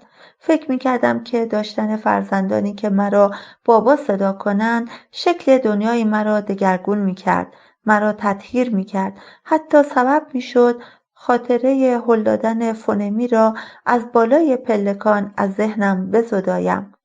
و اگرچه این قصه را بارها و بارها برای روتیمی تعریف کردم، اما دیگر بر این باور نبودم که داشتن فرزند برابر با داشتن جهان بود. اگرچه تیر ما 2 بار به سنگ خورده بود، اما فکر نمی‌کردم که بار سومی هم وجود می‌داشت و رد پای مخربش را به جا می‌گذاشت.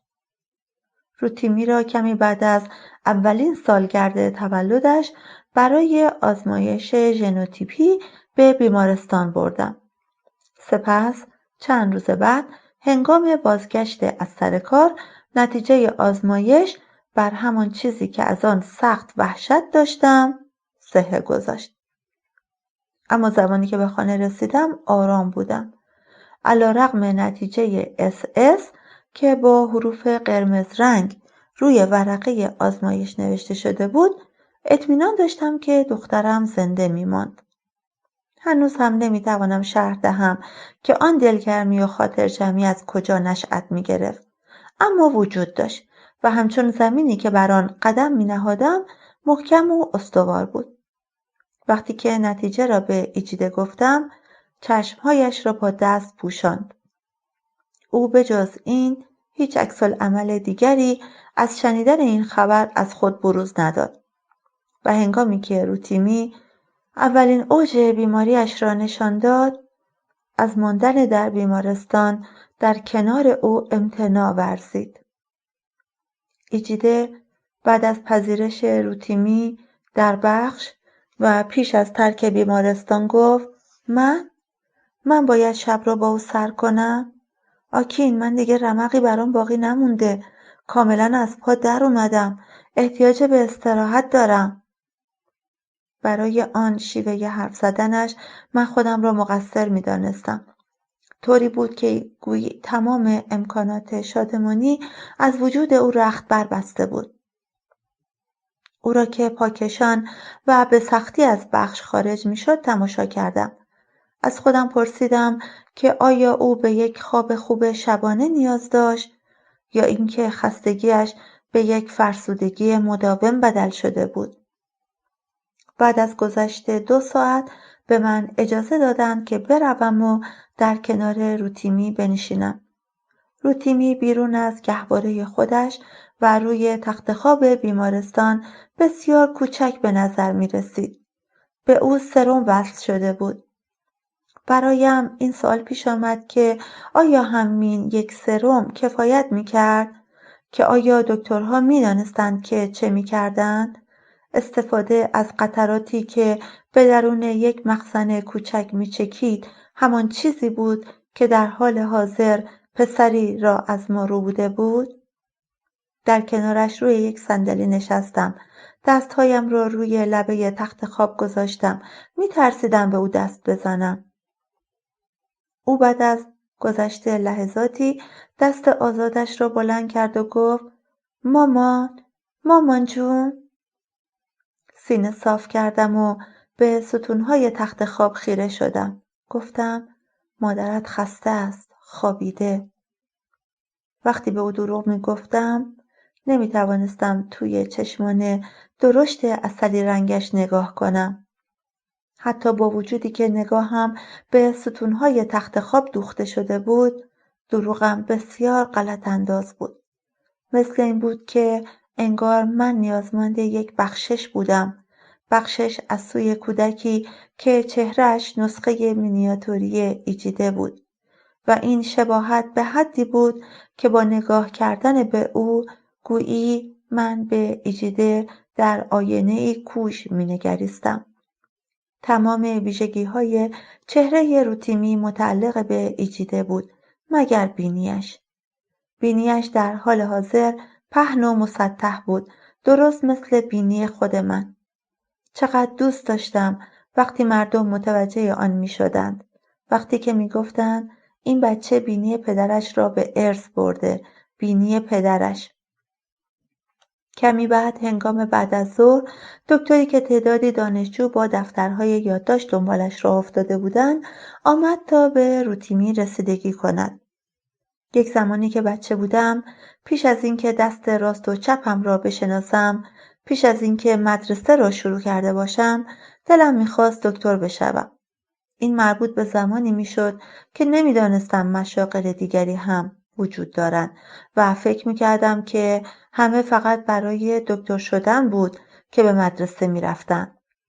بعد همه مگر یکی از دانشجویان به سراغ بیماری دیگر رفتند. او به من نزدیک شد و با صدای خاموشی با من شروع به گفتگو کرد. گفت من در حال انجام تحقیقاتی هستم آقا در مورد کمخونی داسی شکل. این تحقیقات کمک خوبی خواهد بود برای مشاوره قبل از ازدواج. خوشحال میشم اگه بتونید این پرسشنامه را سر تکان دادم و مثل یک آگامای دیوانه شده پرسشنامه را که داشت به طرفم دراز میکرد از دستش قاپ زدم. میخواستم هر چه زودتر از جلوی چشمم دور شود. برایم این سال پیش آمد که ایجیده در طول مدتی که 6 سال در بیمارستان بستری بود چند صد برگ از این نوع پرسشنامه ها را پر کرده بود. سالها چنان توی هم ماشین شده بودند که انگار آن دانشجو تمام تلاشش این می بود که پول فتوکپی کردن برگه ها را پسنداز کرده باشد. فقط سعی کردم کلمات روی آن ورق را که تولید سردرد میکرد بخوانم. بابا جون؟ بله عزیزم چیه؟ از این چیزی که فکرم را از نوشته های آن پرسشنامه منحرف ساخت استقبال کردم و آن را کنار گذاشتم. پرسید مامان جون. صدایش به زحمت شنیده میشد. طوری به سختی نفس میکشید که انگار بیان همین یک کلمه شیره‌اش را کشیده و او را از توان انداخته. دستش را گرفتم و این بار توی چشمانش نگاه کردم. مامانی میاد. زود، خیلی زود. اما حالا که قراره منتظر باشیم بذار یه قصه برات بگم. قصه‌ای در مورد ایجاپای لاک پشت و اینیانیو. ابتدای داستان را که آن زوج عقیم بیهوده می‌کوشیدند تا صاحب فرزندی شوند تکرار کردم. دیدار ایجاپا از بابالاوو را شرح دادم. از وسوسه آن قضا که نتوانست در مقابلش مقاومت کند و از بازگشت شرمسارانه اش نزد بابالاوو و بعد از اینکه با دستهای خود تنها راه حل موجود را نابود کرده بود گفتم. وقتی که آواز قصه را تمام کردم روتیمی هنوز بیدار بود. بنابراین باقی داستان را برایش نقل کردم. هنگامی که ایجاپا پیش بابالاوو برگشت به دست و پای او افتاد و هی التماس کرد. روی زمین غلتید، تقاضای بخشش کرد و شانس دیگری را طلب نمود. بابالاوو گفت نه، نمیتوانم کمکت کنم. کمکم کن. نه به خاطر من، به خاطر زنم اینیانیو. کمکم کن. به زن بیچارم کمک کن، به او کمک کن. بابا لاوو به اینیانیو فکر کرد و هرچند ایجاپا کار بسیار بدی انجام داده و از دستورالعمل سرپیچی کرده بود، بابا لاوو به خاطر اینیانیوی بیچاره دلش به رحم آمد. او یک معجون نوشیدنی به ایجاپا داد. ایجاپا به محض نوشیدن آن باد شکمش خوابید و صاف شد. داستانی که مامی برایم تعریف میکرد به همینجا ختم نمیشد. از قرار لاک‌پشت و زنش نمیتوانستند فقط آقا و خانم لاک‌پشت خشک و خالی باقی بمانند. این کافی نبود. داستان ادامه می‌یافت تا اینکه زن لاک‌پشت صاحب یک فرزند میشد و همه چیز به خوبی و خوشی تمام میشد و آنها میتوانستند سالهای سال در نیکبختی در کنار یکدیگر زندگی کنند. به خودم زحمت تعریف کردن این قسمت را ندادم. این دروغی بود که من در ابتدا آن را باور کرده بودم. ایجده میتوانست یک بچه داشته باشد و ما میتوانستیم برای همیشه در کنار یکدیگر در نیکبختی زندگی کنیم. هزینه‌اش مهم نبود. اینکه ما مجبور بودیم چند رودخانه و کوه را طی کنیم مهم نبود. در پایان این تلاش‌ها آنچه اهمیت داشت شروع دوره خوشبختی بود که تنها بعد از رسیدن فرزند آغاز می‌شد و نه حتی یک لحظه قبل از آن. روتینی بار اول 1 هفته در بیمارستان بستری بود. من فقط توانستم 2 روز مرخصی بگیرم تا پیشش بمانم. اما شبهایم را در بیمارستان می‌گذراندم. روی یک صندلی چوبی روبروی بخش می‌خوابیدم و برای اولین بار بعد از مدت‌ها باز خواب فونمی را دیدم.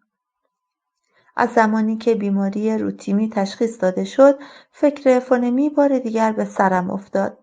نیندیشیدن به اینکه مرگ اولامیده و شسان نوعی مجازات بود، امری ناممکن بود.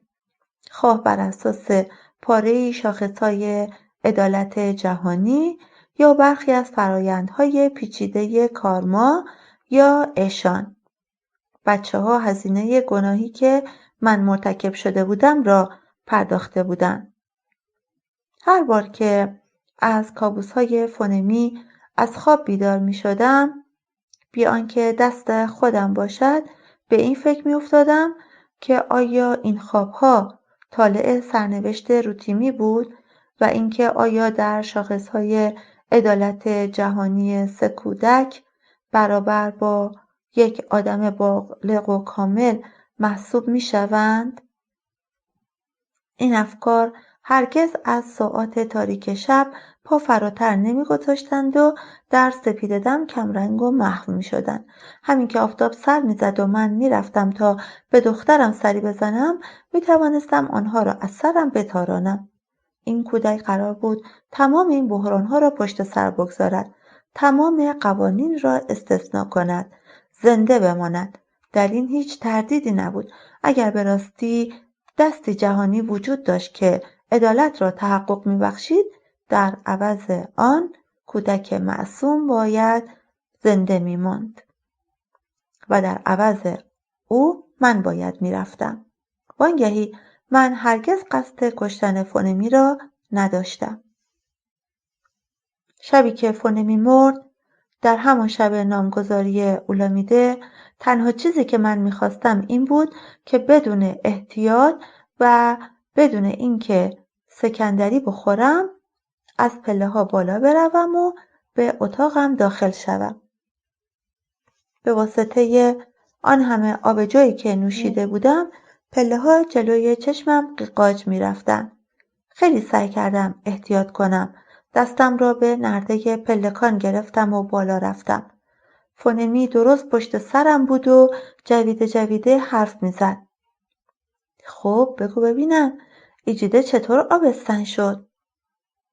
با هزار جوابی و بدون فکر کردن به سوال او گفتم همونطوری که همه آبستن میشن.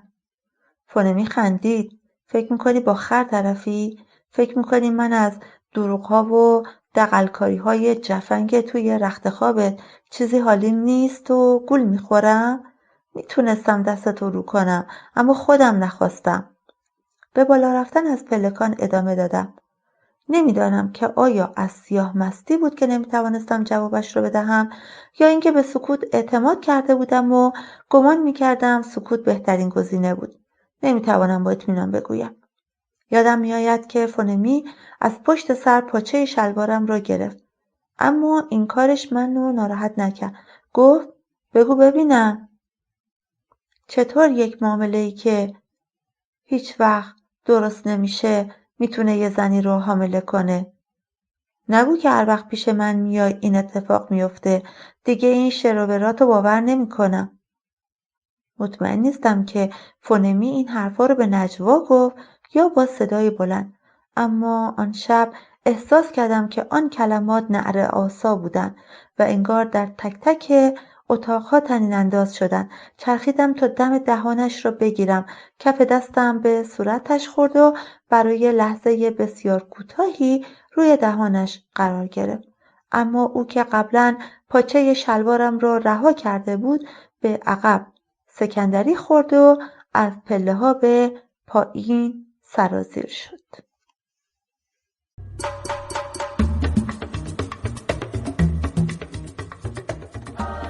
کتاب با من بمان، نویسنده آیوبامی آدبایو، راوی افسانه والافر، تولید صوتی کتابخانه اینترنتی آوای بوف.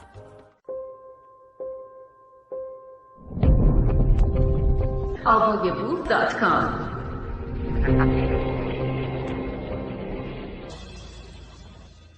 قسمت 17. وقتی که مومی سرانجام از من تقاضای دیدار کرد، خواست که به دکش در بازار بروم و نه به خانه‌اش. این یک توهین و بی‌احترامی کاملاً حساب شده بود. این حرکت برای این بود تا به من یادآوری کند که به مغازه‌ای که بعد از رفتن دوتون برایش خریده بودم پا نگذاشته بود. مومی همیشه بازار شکایت داشت. او از زمین خاکی بازار نفرت داشت، چرا که در فصل بارندگی گلالود و لیز و در فصل گرما سخت و پر از گرد و خاک بود. او از زنان بازار که آشغال‌هایشان را مستقیما توی خیابان می‌ریختند، از آن همهمه و سر و صداهای مدام و از بلبشوی غیرقابل تحمل برخی از مردم که به هم فشار می‌آوردند و می‌کوشیدند تا راه خود را از میان خیابان‌های باریک باز کنند و بگذرند متنفر بود. او با انزجار از اینکه هر روز دست کسی یا سبد خرید یک مشتری یا کفل گنده زنی به سینی اجناسش برمیخورد یاد میکرد. از اینکه چطوری پاهای شتابان پیش از اینکه او فرصت کند گوجه فرنگی ها و فلفل هایش را روی سینی برگرداند آنها را له میکردند. اما بیشتر از همه تنفرش از بوی تعفنی بود که همواره حرفش را به میان میکشید. بینی او هرگز با بوی نفرت انگیز تمام آن چیزهایی که در یک مکان در حال پوسیدن بودند سازگاری پیدا نکرد. مامی در تمام عمرش حتی به عنوان یک عروس جوان که شوهرش حاضر به پرداختن پول برای یک دکه چوبی به او نبود، بر این باور بود که مقامش بسیار بیشتر از این بود که در گوشه از بازار یک غرفه بی‌ارزش خیابانی داشته باشد. او قلباً این را می‌دانست که جایگاهش به عنوان یک زن این بود که بتواند اجناسش را در یک مغازه بفروشد. در مغازه‌ای که او را از آن گرمای طاقت فرسای بازار در امان دارد. به همین دلیل بود که من در گرانترین بخش بازار برایش یک مغازه خریدم. با این حال وقتی که در آبیسو به دیدنش رفتم و کلیدهای مغازه را به او دادم، او آنها را توی صورتم پرت کرد. وقتی به دکش رفتم، او به گونه‌ای رفتار کرد که انگار مرا نمی‌شناخت و به سلامم هم پاسخ نداد. من حدود نیم ساعتی روی یک نیمکت چوبی نشستم تا او به مشتری‌هایش رسیدگی کند. هنگامی که او روی سینی گوجه فرنگی و فلفل‌هایش یک تکه نایلون شفاف کشید، فهمیدم که آماده می‌شد تا با من گفتگو کند. تا آنجا که میتوانست از من فاصله گرفت و روی لبه آن نیمکت چوبی نشست. بعد از آخرین باری که به من گفت قلمش را خرد میکند تا دیگر پا به خانه‌ام نگذارد، این اولین باری بود که با این کلمات پذیرایم میشد. پسرم کجاست؟ دوتون کی برمیگرده خونه؟ حتی اگر به او گفته بودم که دوتون در استرالیا صحیح و سالم بود، کاربارش رو به راه بود و نامه می نوشت و نامه‌هایش را هم باور می کرد، باز طوری رفتار می کرد که انگار من برای شکنجه دادنش پسرش دوتون را در زیرزمین خانه زندانی کرده بودم. من به تجربه گران دریافته بودم که هیچ راه مناسبی برای پاسخ دادن به سوالات او وجود نداشت. هر پاسخی که به پرسش‌های او می‌دادم روغنی بود که بر آتش خشمش می‌ریختم. بی‌اعتنایی به آنها بهترین کار ممکن بود. راحت‌ترین کار بود. چرا نگفتی که بیام خونه دیدنت؟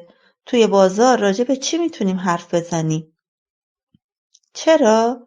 آکین از من میپرسه چرا؟ بذار بهت بگم چرا. من مجبورم بیام اینجا چیزی بفروشم چون نمیخوام سنگ و علف بخورم. میدونی؟ میدونی این همون چیزیه که وقتی مردم هیچ پول و پله‌ای ندارن میخورن؟ خدا رو شکر خواهرت هست. سرش رو کج کرد تا به آسمان نگاه کنه. خالق من، شکرت میکنم به خاطر آرینولا. او همیشه حواسش به مادر بیچارش هست.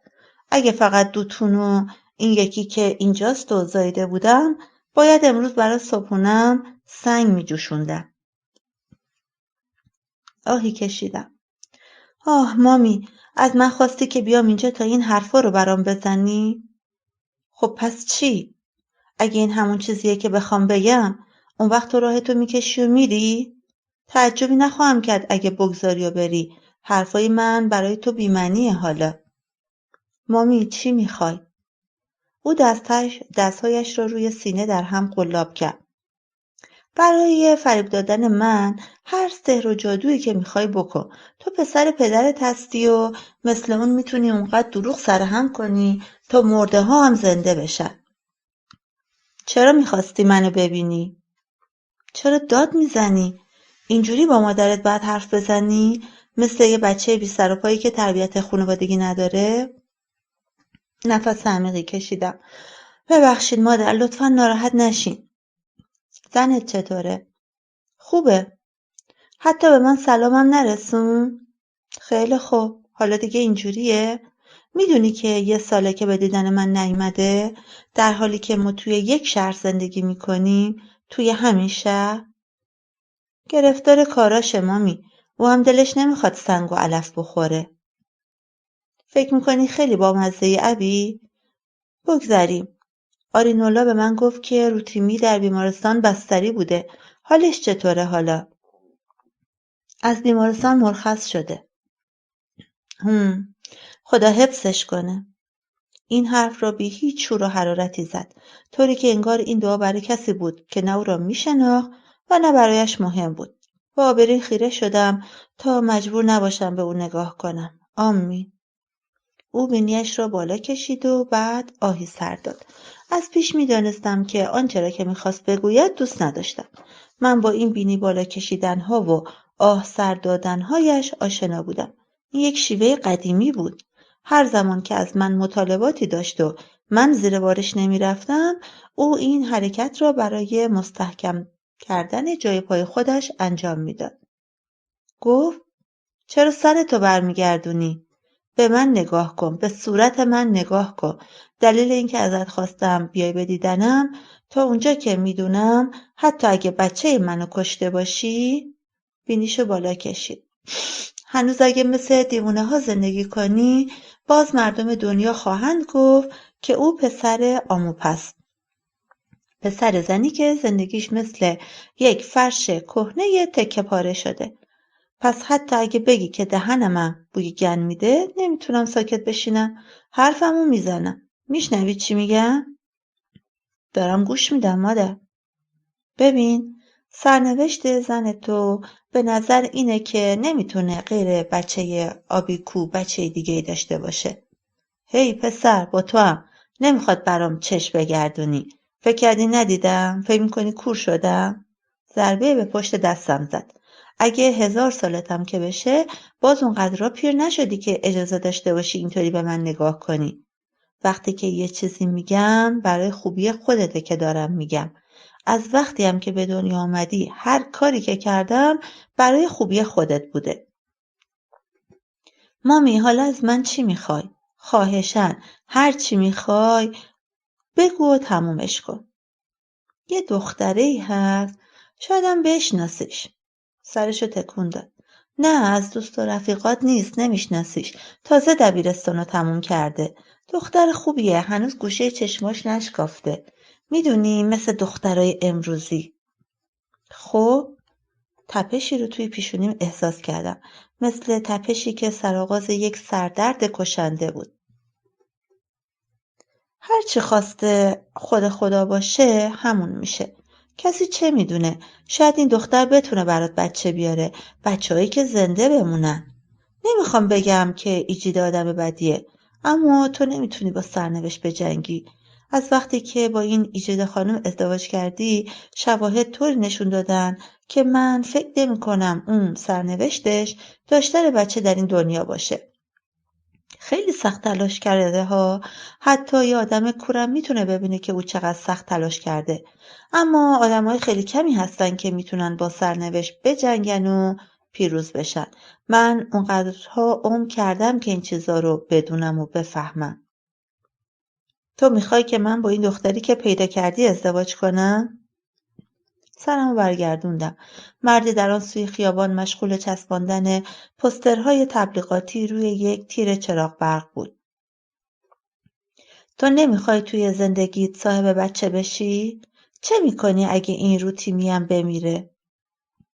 روتیمی زنده میمونه. تلاشم این نبود تا او رو متقاعد کنم. من به این موضوع همچون امری مسلم ایمان داشتم. خورشید در مشرق طلوع میکرد. 4 به علاوه 4 میشد 8. روتیمی من هم زنده میمون. ببین حتی اگه روتیمی هم زنده بمونه فقط یه بچه؟ تمام عمرت فقط همین یه بچه؟ تو میخوای که من یه زن دیگه بگیرم؟ دوباره؟ مردی که در آن سوی خیابان بود از تیر چراغ برق چند قدم فاصله گرفت. پوستر سبز رنگ را برانداز کرد، سری تکان داد، سپس به سراغ تیر چراغ برق بعدی رفت. پوستری را که چسبانده بود سبز و سفید رنگ بود و از جایی که من نشسته بودم می توانستم عبارت امید 93 را بر روی آن تشخیص دهم. زورکی نیست. اگه نمیخوای باش ازدواج کنی نکن. میتونیم ترتیبات دیگه ای بدیم. تو فقط آبستنش کن. او پشت یکی از دستهایش را روی کف دست دیگرش زد. دانایی و خرد نمیتونه تو این دنیا اونقدر کمیاب بشه که برای پیدا کردنش مجبور باشیم تو آسمون دنبالش بگردیم. لایی لایی مامی، هرگز هرگز. لازم نکرده به همین فوریت بگی نه. من میدونم که تو به اون چیزی که سر فونمی اومد فکر میکنی، اما همین که او اسم فونمی را بر زبان آورد دیگر صدایش را نشنیدم. فقط میتوانستم لبهای او را که تکان تکان میخورد ببینم. مامی به شانه‌ام زد. آکین؟ صدای منو نمیشنوی؟ چرا چیزی نمیگی؟ دستم را فنجانی روی پیشانیم قرار دادم و شروع کردم پایم را هماهنگ با ضرب آهنگ تپشی که توی سرم میکوبید بر زمین زدم. مامی تو تا حالا زندگی منو به اندازه کافی به گند کشیدی. دیگه بسه. دهانش به یک باره باز ماند. آکی یاله این چه مزخرفاتیه که داری میگی؟ دیگه توی این موضوع دخالت نکن. شنیدی چی میگم؟ مریضی؟ مگه من چی گفتم که؟ ایستادم. دیگه اجازه نداری منو برای چنین بحثایی خبر کنی. هرگز هرگز. لایی لایی. من؟ ابی تو میفهمی با کی داری حرف میزنی؟ هان؟ آکین؟ آکین یاله؟ ابی پشت تو کردی داری میری؟ آکین برگرد اینجا، من هنوز باهات حرف دارم. مگه من صدات نمی کنم؟ عجب بچه یه آکین یاله؟ سر بر نگرداندم تا نگاهش کنم. آن چند باری که پدرم از عشق خودش راجع به مادرم حرف زد، همیشه حرفش را با این جمله پایان میداد: ایجیده، اورو ایفه بی آدان بونی. او از این پند حکیمانه طوری استفاده میکرد که انگار این تنها بخش از تمام حرفایش بود که ارزش یادآوری داشت. احساس میکردم که او باور داشت که این درس را از زندگی و مرگ مادرم آموخته بود. پند و اندرزی که باید به من منتقل میکرد. ایجیده، عشق مثل یک آزمونه. من هرگز به طور دقیق نفهمیدم که پیام این گفتار چه بود. به خودم زحمت پرسیدن این سوال را از اون نمیدادم. زیرا میترسیدم مبادا توضیحاتش همان حرفای معمول همیشگی باشه که ضمن بیان داشتنشان شرح میداد که مادرم به خاطر من چه رنجی متحمل شده بود. به سن نوجوانی که رسیدم توانستم توصیفات وحشتناک او را در خصوص خونریزی بی حد و حصر او از کله‌ام بیرون کنم. اما هرگز موفق نشدم با طرز نگاهش هنگام سخن گفتن از مرگ مادرم کنار بیایم. نگاهش طوری بود که انگار داشت مرا سبک و سنگین می‌کرد تا بالاخره تصمیم بگیرد که آیا من ارزش آنچه را که او از دست داده بود داشتم یا نه.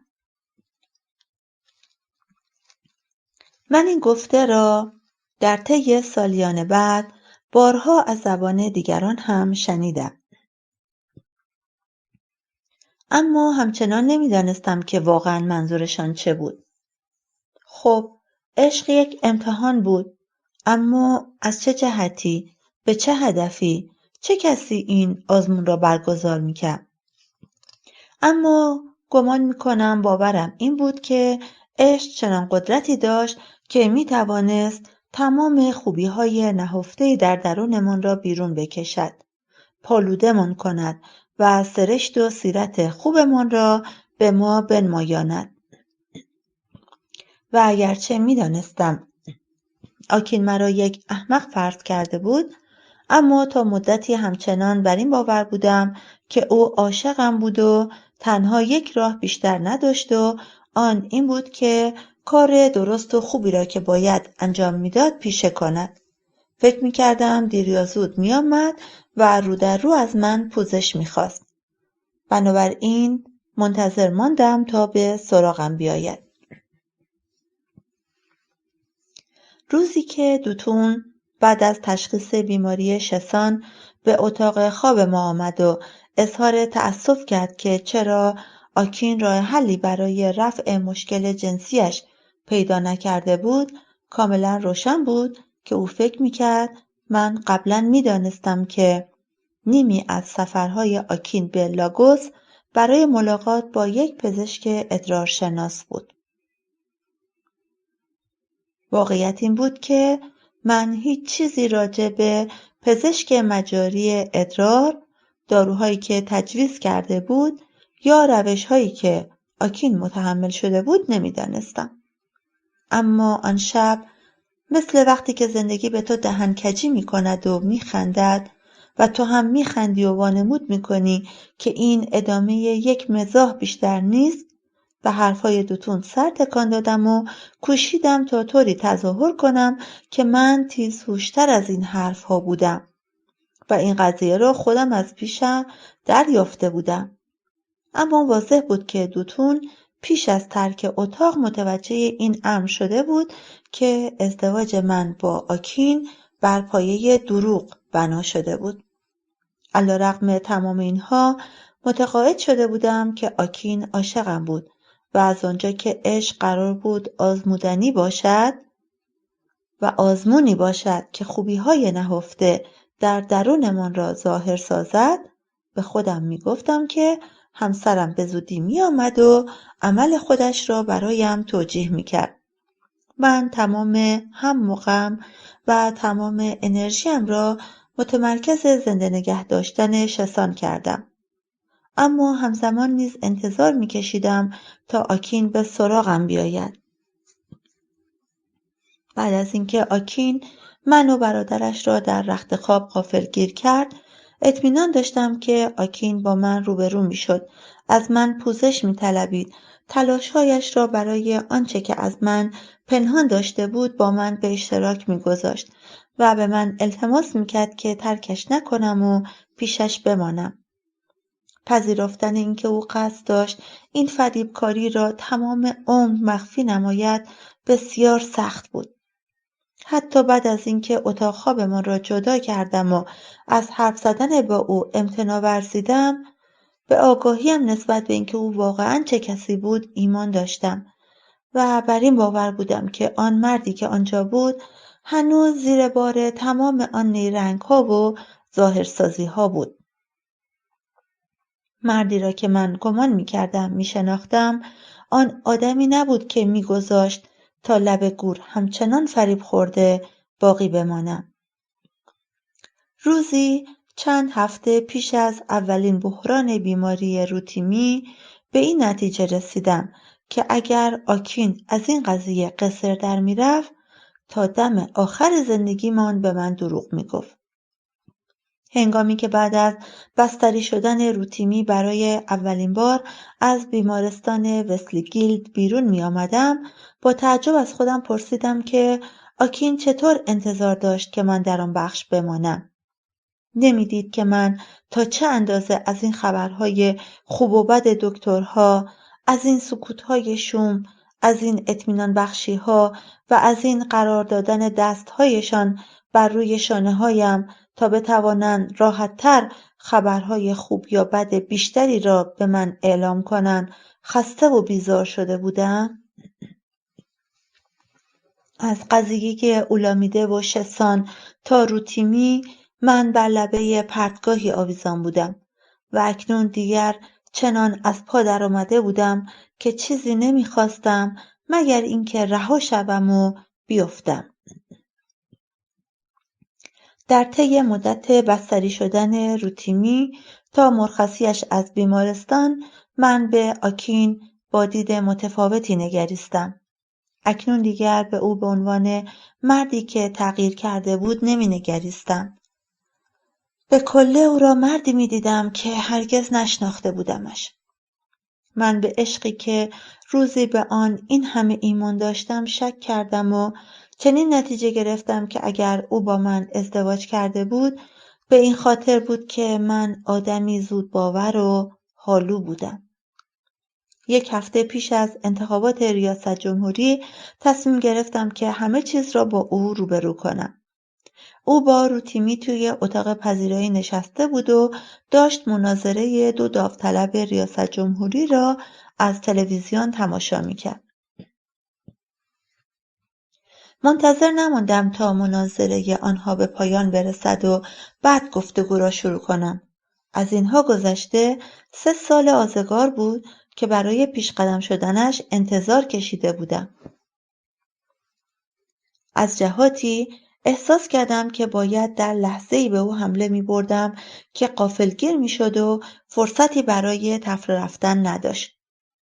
رفتم و روی یک مبل مستقیما روبرویش نشستم، چرا که مزیت آن نقطه برای رو در رویی با او از هر جای دیگر بهتر بود.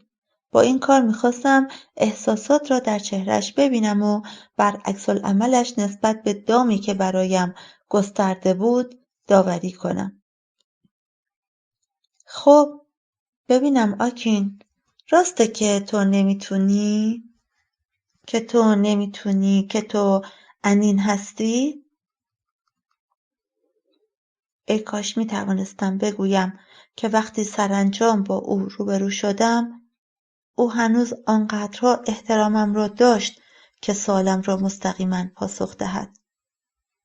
او لبخندی زد و به پشتی صندلیاش تکیه داد و سرش را آنقدر عقب برد تا نگاهش به سقف اتاق دوخته شد. برای مدت درازی سکوت کرد و چیزی نگفت. منتظر ماندم. روتیمی را تماشا کردم که از زانوهایش بالا رفت. در تلویزیون مجری برنامه از تأثیر سیاست اصلاح صندوق بین‌المللی پول بر جامعه نیجریه سخن می‌گفت. آکین روتیمی را نزدیک خودش کشید و سرانجام پرسید: دوتون این موضوع رو کی بهت گفت؟ درست قبل از اینکه به من بگه تو ازش خواستی که منو اغوا کنه. اکنون کلاممان نه حرارتی داشت و نه شور و شوقی. انگار داشته باشیم از بارانی که صبح باریده بود حرف بزنیم. همینطور که آکین پا روی پا میانداخت و این پا آن پا میکرد، من به مسیری فکر کردم که این همه سال طی کرده بودیم تا اینکه به این نقطه‌ای برسیم که در اتاق پذیرایی مقابل هم بنشینیم و برای اولین بار از ناتوانی جنسی او بدون نشان دادن هیچ احساسی حرف بزنیم. به فونمی فکر کردم. به یاد این افتادم که آکین چقدر از آبستن نبودن من اطمینان داشت. حتی پیش از اینکه دکترها به من بگویند که من دچار آبستنی کاذب شده بودم. آکین بینیش را مالید. حالا میخوای چیکار کنی؟ نزدیک بود بخندم. در وجود او چیز زیادی عوض نشده بود. دیدن اینکه او سوالی را با سوال دیگر پاسخ میداد و همچنان از حقیقت می‌گریخت مایه تسلی و آسودگی بود. گفتم: به سوال من جواب ندادی. راسته آکین؟ او چهرهش را با دو دست پوشاند. پنداری تا به نگاه خیره مرا نداشت. از این کارش متأثر نشدم. زیرا میل به شنیدن اعتراف او وجودم رو میخورد. آکینیاله، چرا صورتتو میپوشونی؟ به من نگاه کن و جوابمو بده. وقتی که او دستش را از روی صورتش برداشت و طوری دور گردنش قرار داد که انگار بخواهد خودش را خفه کند، هیچ برایش احساس دلسوزی نکردم. چطور میتوانستم؟ از اینها گذشته او در سال اول ازدواجمان راست توی چشمهایم نگاه میکرد و میگفت که آلتها با هم متفاوتن. بعضی از مردها آلتشان راست میشود و بعضی هایشان نمیشود. او این حرف را خیلی عادی برایم گفته بود و طوری آن را بر زبان رانده و مطرح کرده بود که گویی یک موضوعی پیش پا افتاده بود که هر مردی باید در مورد رابطه جنسی برای زن باکره‌اش توضیح میداد. از این متحیر بودم که او برای فریب دادن من حتی نیازی نداشت که دروغ سرهم کند. ایجیزه، چرا تو میخوای چیزی را که در حال حاضر خودت میدونی برات بگم؟ من چه چیزی رو میدونستم؟ میدونستم که من نیز روزی به همان اندازه او روی دروغ‌هایش سرمایه گذاری کرده بودم. شاید حتی بیشتر از او. تصور میکنم که او سرانجام حقیقت را نزد خودش اعتراف کرده و پذیرفته بود. اما من نمیتوانستم چنین کنم تا اینکه دوتون آن را برایم بازگو کرده بود. آکین قرار بود عشق زندگی من باشد. پیش از بچه دار شدنم او منچی من از تنهاییم در دنیا بود. نمیتوانستم به خودم اجازه دهم که کوچکترین خدشه‌ای به او وارد کنم. هر زمان که مشتری‌هایم از زندگی زناشویی سخن به میان می‌آوردند، من زبانم را دندان می‌گرفتم و وقتی که دکتر راجع به زندگی زناشوییمان پرسید، اجازه دادم که جلوی دکتر دستم را در دست بگیرد و بگوید زندگی زناشویی ما نرماله، کاملا نرمال. به خودم گفتم من به احترام شوهرم سکوت کردم و خودم را متقاعد ساختم که سکوتم به معنای این بود که همسر خوبی برای شوهرم بودم. اما بزرگترین دروغ‌ها آنهایی هستند که ما به خودمان میگوییم. زبانم را با دندان میگزیدم زیرا نمیخواستم سؤالی کرده باشم. سؤالی نمیپرسیدم زیرا نمیخواستم جوابی شنیده باشم. برایم راحت‌تر بود که باور کنم همسرم آدم قابل اعتمادی بود. گاه ایمان ساده‌تر از شک است. او آرام آرام به سر روتیمی زد و گفت متاسفم. آن وقت بود که دانستم حتی اگر کارت زیر گلویش می‌گذاشتم او مستقیما جواب سؤالم را نمی‌داد. پرسیدم فونمی را هم گول زده بودی؟ او سرش را به نشانه نفی تکان داد. نه، او مثل تو نبود. آهی کشیدم. منظورت اینه که او مثل من خل نبود؟ نه، منظورم اینه که او باکره نبود. دیگر چیزی نداشتم تا به او بگویم. پس ایستادم و اتاق را ترک کردم و او حتی به خودش زحمت نداد که به من بگوید رازش را برملا نکنم. پیشاپیش می‌دانست که من چنین کاری نمی‌کردم. شور و هیجان پیش از انتخابات که گریبان کشور را گرفته بود مرا نیز بی اختیار به سمت خود کشاند. روزهایی که منجر به انتخابات شد بی آنکه خودم متوجه باشم شعار و سرودهای انتخاباتی را زیر لب زمزمه می‌کردم. ایابولو متقاعدم ساخت تا بروم برای رأی دادن ثبت نام کنم و هرچه به انتخابات نزدیکتر میشد نوعی حس قدرتمندی ناشناخته‌ای به من دست میداد. یکشنبه روزی بود که ایابولو ساعت 7 صبح آمد تا به اتفاق به شعبه اخذ رأی برویم. روی پایش بند نبود و مرتب از من میخواست تا عجله کنم تا قبل از ساعت 8 به محل اخذ رأی برسیم. آکین پیش از همه به میدان بزرگ شهر رفته بود تا رأی خودش را به صندوق بیاندازد.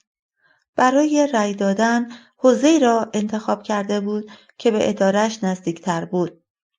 حوالی 8:30 من روتیمی را به کمرم بستم و راه افتادیم. وقتی ایابولو و من به حوزه خودمان رسیدیم صدها نفر در حال حاضر در صف بودند.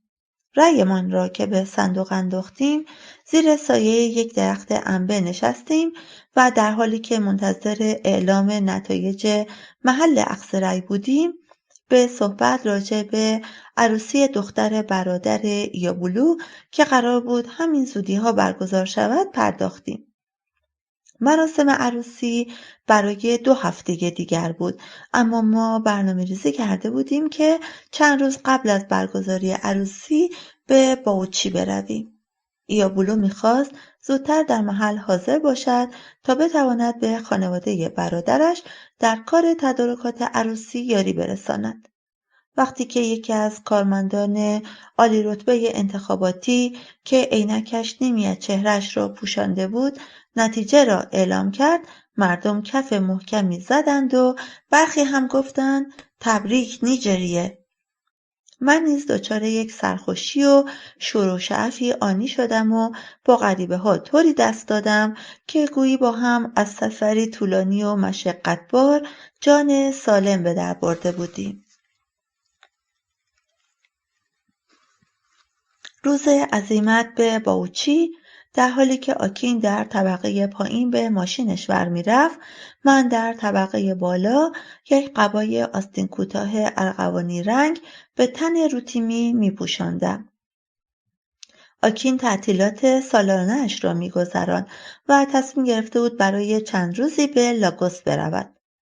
از او نپرسیدم که چرا می‌خواست به لاگوس برود. نمی‌خواستم چیزی بدانم. لباس روتیمی چیزی بود که آکی خریده بود چون فکر میکرد که من روز تولدش را جشن میگرفتم. مسلم است که جشنی در کار نبود، اما روتیمی این لباس را دوست داشت و هر بار که آن را به تنش میکردم او کف دستش را روی پیستینه قیتانیش میکشید و لبخند میزد. آن روز صبح پوشاندن لباس به او بیشتر از هر روز دیگر به طول انجامید. او عبوس و کشخو بود زیرا صبح زود بیدارش کرده بودم تا بتوانیم ساعت 6 صبح از خانه خارج شویم. بعد از اینکه متقاعدش کردم تا بگذاره کفش‌هایش را پایش کنم مقابل میز آرایش نشستم تا کمی پودر به صورتم بزنم. هنگامی که کار خودم به پایان رسید، او را روی میز آرایش نشاندم و لایه نازکی از پودر تالک را به پیشانیش که کاملا بی حرکت گرفته بود مالیدم. سپس روی چارپایه‌ای نشستم و لبهایم را با رژ لب صورتی رنگی ماتیک کردم. همینطور که توی آینه به دقت نگاه می کردم تا مطمئن شوم که رد رژ لب روی دندانهایم نمانده باشد، روتیمی به جلو خم شد و انگشت شستش را روی لب بالای من فشرد. وقتی دستش را به طرف دهانش برد تماشایش کردم. انتظار داشتم که شستش را توی دهان بکند و بمکد، اما در عوض آن را روی لب پایینیش کشید و عین همان کاری که من با رژ لب انجام داده بودم تقلید کرد. گفتم تو از اون تیزهوشا هستی یا نیستی؟ او برای برداشتن مقدار بیشتری رژ لب دستش را روی دهانم گذاشت و با انگشت لطیفش که هم وزن پر بود روی لب پایینیم کشید. هنگامی که کار مالیدن انگشت شستش روی لبهایش به انجام رسید، او را بلند کردم و روی زانویم نشاندم تا بتواند خودش را در آینه ببیند. اما به زحمت اگر نگاهی به خودش در آینه انداخت. او چرخید تا اینکه با من چهره به چهره شد و در زیر نگاه خیرم سرش را به این سو آن سو خم کرد. تو گویی من تنها آینه‌ای بودم که برای او اهمیت داشت. به کودکی که هرگز برایش قصه‌ای تعریف نکرده بودم گفتم تو زیباترین بچه روی زمینی. احساس می‌کردم که قصه و ترانه خواندن‌هایم برای کسی که با این بیماری دست و پنجه نرم می‌کرد بیهوده بود. از این رو برای این کار زحمتی به خودم نمی‌دادم. نمی‌خواستم برایش افسانه بگویم، می‌خواستم درمانش کنم، نجاتش بدهم. و زمانی که لبهایش را عین همان کاری که من لحظاتی پیش انجام داده بودم به هم فشرد، خواستم او را آنقدر به خودم بفشارم تا هر جور که بود دوباره به زهدانم باز برگردد، به جایی که میتوانست باز از آنجا با یک ژنوتیپ تازه دیگری تکوین یابد و برای همیشه از این تهدید دائمی درد و بیماری آزاد شود. تا زمانی که روتیمی به گریه نیفتاد، من متوجه نشدم که شانه‌های او را محکم چسبیده بودم و راه نفسش را بند آورده بودم. رهایش کردم. به همین دلیل بود که نمیخواستم زیاد با او تنها باشم. به خاطر آن افکاری که مرا از بالای پرتگاهی به درون گودال بیپایانی هل میداد و من دست و پا زنان به درون آن فرو میافتادم. جلوی میل ناگهانی که مرا بران می‌داشت تا سرم را روی میز آرایش بگذارم و زار بزنم گرفتم. نفس عمیقی کشیدم و گردنبند طلا را دور گردن دخترم انداختم. وقتی با ماشین به محله قدیمیمان به دنبال ایابولو رفتیم، تمام راه روتیمی را روی زانوهایم گذاشتم.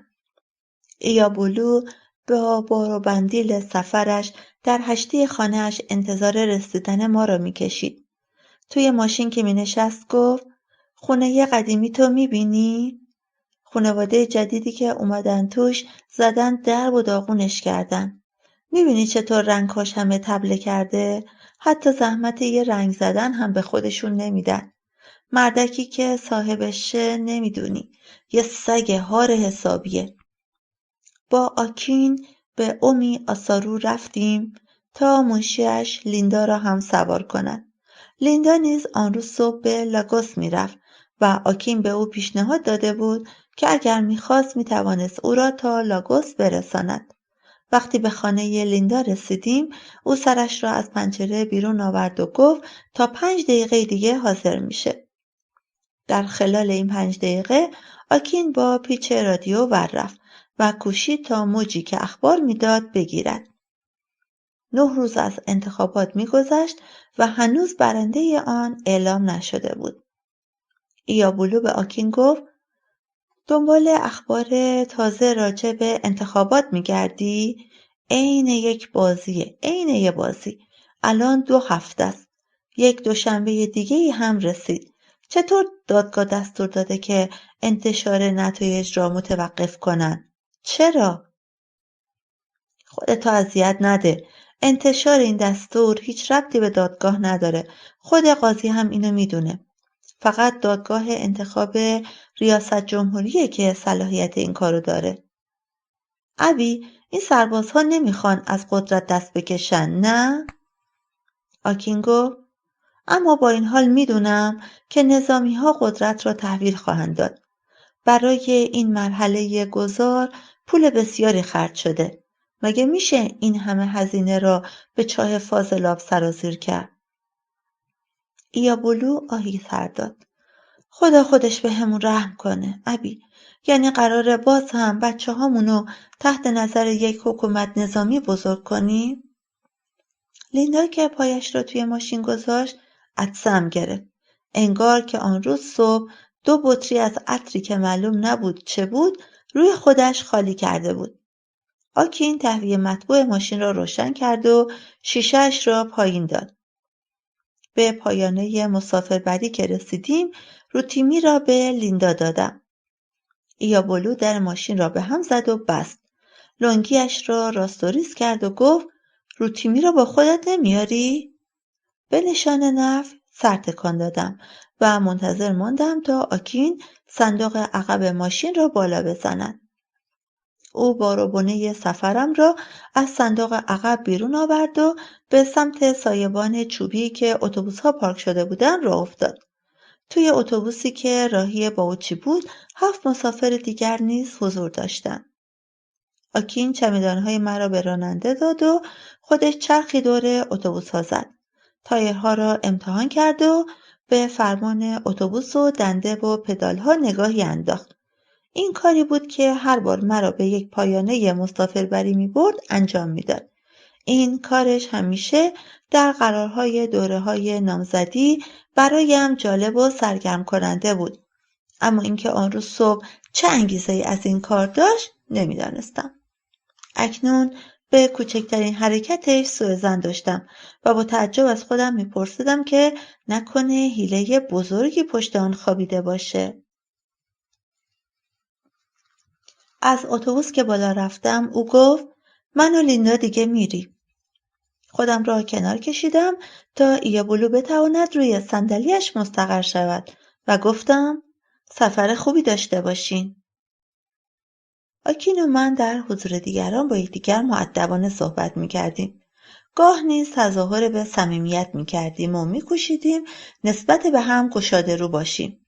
گفت امشب بهت زنگ میزنم. ایابولو گفتی که اشکالی نداره اگه بعد از ساعت 7 شب به خونه برادرت زنگ بزنم؟ بله هیچ اشکالی نداره. فقط به خدمتکارشون بگو که با کی میخوای حرف بزنی. بسیار خوب. پس سفر خوبی داشته باشی.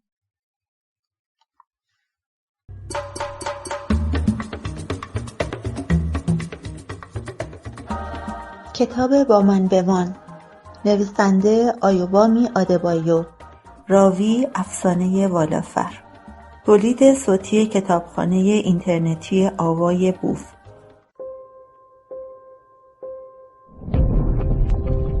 avayaboof.com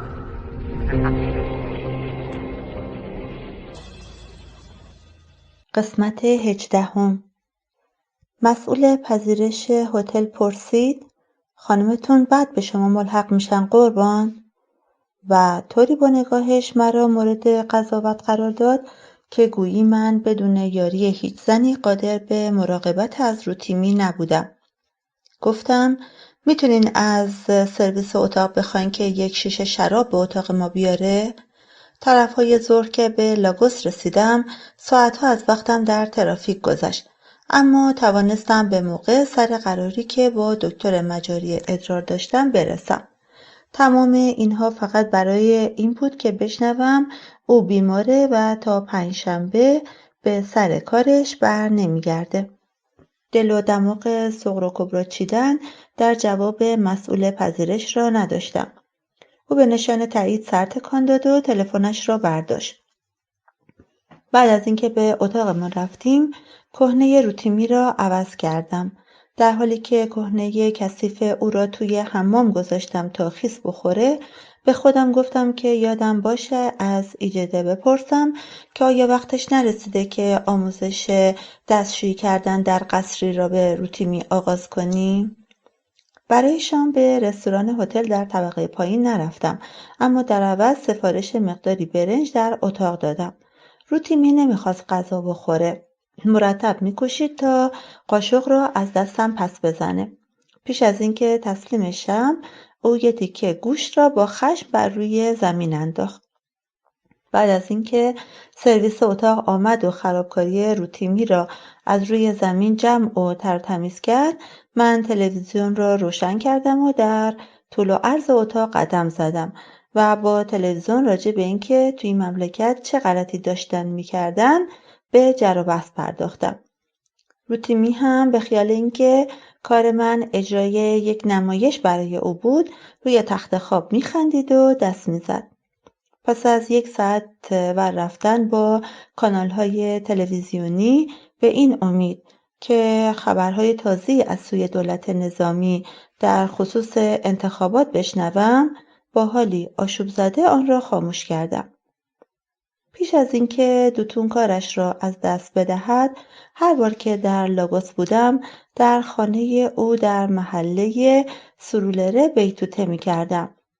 در حالی که روتیمی را تماشا می‌کردم که دست عروسکش را می‌کشید و جدا می‌کرد، آرزو کردم کاش می‌توانستم باز پیش دوتون برگردم تا با هم بنشینیم و در مورد مسائل جاری کشور بحث و جدل کنیم. می‌دانم که اگر در این شرایط اینجا بود، امتناع دولت نظامی برای انتشار نتایج انتخابات را توجیه می‌کرد. او از آن دست احمق‌هایی بود که پیش هر کس که علاقه‌مند به شنیدن نظراتش بود جار می‌زد که دولت نظامی بهترین گزینه برای این کشور محسوب می‌شود. دلم هواشو کرده بود. نمی‌شد که در لاگوس باشم و به او نیندیشم. ما با هم وارد دانشگاه لاگوس شده بودیم. در سال آخر تحصیلم با یکدیگر آپارتمانی را بیرون از خوابگاه به طور مشترک گرفته بودیم. همان سال بود که من به او گفتم که هرگز نعوذ نمی کردم. ابتدا خندید، اما وقتی متوجه جدیت من شد، پشت کله‌اش را خاراند و گفت که نگران نباشم. وقتی با دختر ایدئال و مناسب حالم آشنا شدم، مشکلم برطرف میشه. و از آنجا که او دوتون بود، در طی مدتی که انتظار دست یافتن به زن ایدئالمان را میکشیدیم، او در طول روز مجموعه ای از دختران را توی آپارتمان ما قطار میکرد و یا شبها مرا به نشمخانه‌های خیابان آلن میبرد. او همان کسی بود که حتی بعد از اینکه من معالجه را در نیم سال آخر دانشگاه در یک کلینیک خصوصی در ایکیجا آغاز کردم، داروهای گیاهی و معجونهای سحرآمیز برای پالودن من می‌خرید، اما هیچ کدام قضیب مرا راست نمی‌کرد. به مدد او به گمانم من تمام ویدیوهای پورنوی موجود در نیجریه را تماشا کردم. همه را دیدم. مرد و زن، مرد و مرد، زن و زن. هیچ کدام کارگر نیفتاد. در حالی که به برادرم میاندیشیدم، به این فکر افتادم که تا در این شهر بودم به زنش آجوکه تلفن کنم تا در صورت امکان بروم و سری به بچه‌هایش بزنم. تصمیم نداشتم به نامه دوتون پاسخ بدهم. اما وقتی روتیمی با هر بار آه کشیدن من بینیم را کشید و خندید، دیگر نتوانستم از دینی که برادرم علیرغم رابطه نامشروعش با ایجیده به گردنم داشت منکر شوم. به جای تلفن کردن به آجوکه به باوچی زنگ زدم. با خدمتکاری که ایابولو صحبتش را کرده بود حرف زدم و او به من گفت که ایابولو و زنم خوابیدند. صبح پنجشنبه روزنامه‌ای خریدم و صفحاتش را به دنبال خبرهای مربوط به انتشار نتایج انتخابات ورق زدم. صفحات روزنامه پر بود از بورس‌های من درآوردی، چندین نظریه و سرمقاله تند و تیز، اما اطلاعاتی بسیار محدود. هیچ بیانیه‌ای از سوی دولت نظامی فدرال به چشم نمی‌خورد. اکنون دیگر کاملا واضح بود که آنها با آن حکم دادگاه جعلی که مانع انتشار نتایج انتخابات شده بود، یک جورایی به هدفی که داشتند دست یافته بودند. دادگاه عالی ایبادان و لاگوس پیشتر بیانیه‌ای علیه این داوری صادر کرده بود و به کمیسیون ملی انتخابات دستور داده بودند که باقی مانده نتایج را اعلام کنند. من باور نداشتم که این درام عجیب و غریبی که بر صحنه بود معرف این بود که ارتش تصمیم داشت قدرت را به طور نامحدود در چنگ خود محفوظ نگه دارد. فکر می‌کردم که آنها به دلایلی فقط سعی داشتند که تاریخ انتقال قدرت را چند ماهی به تعویق بیاندازند و به همین دلیل در اعلام نتیجه تعلل می‌ورزیدند.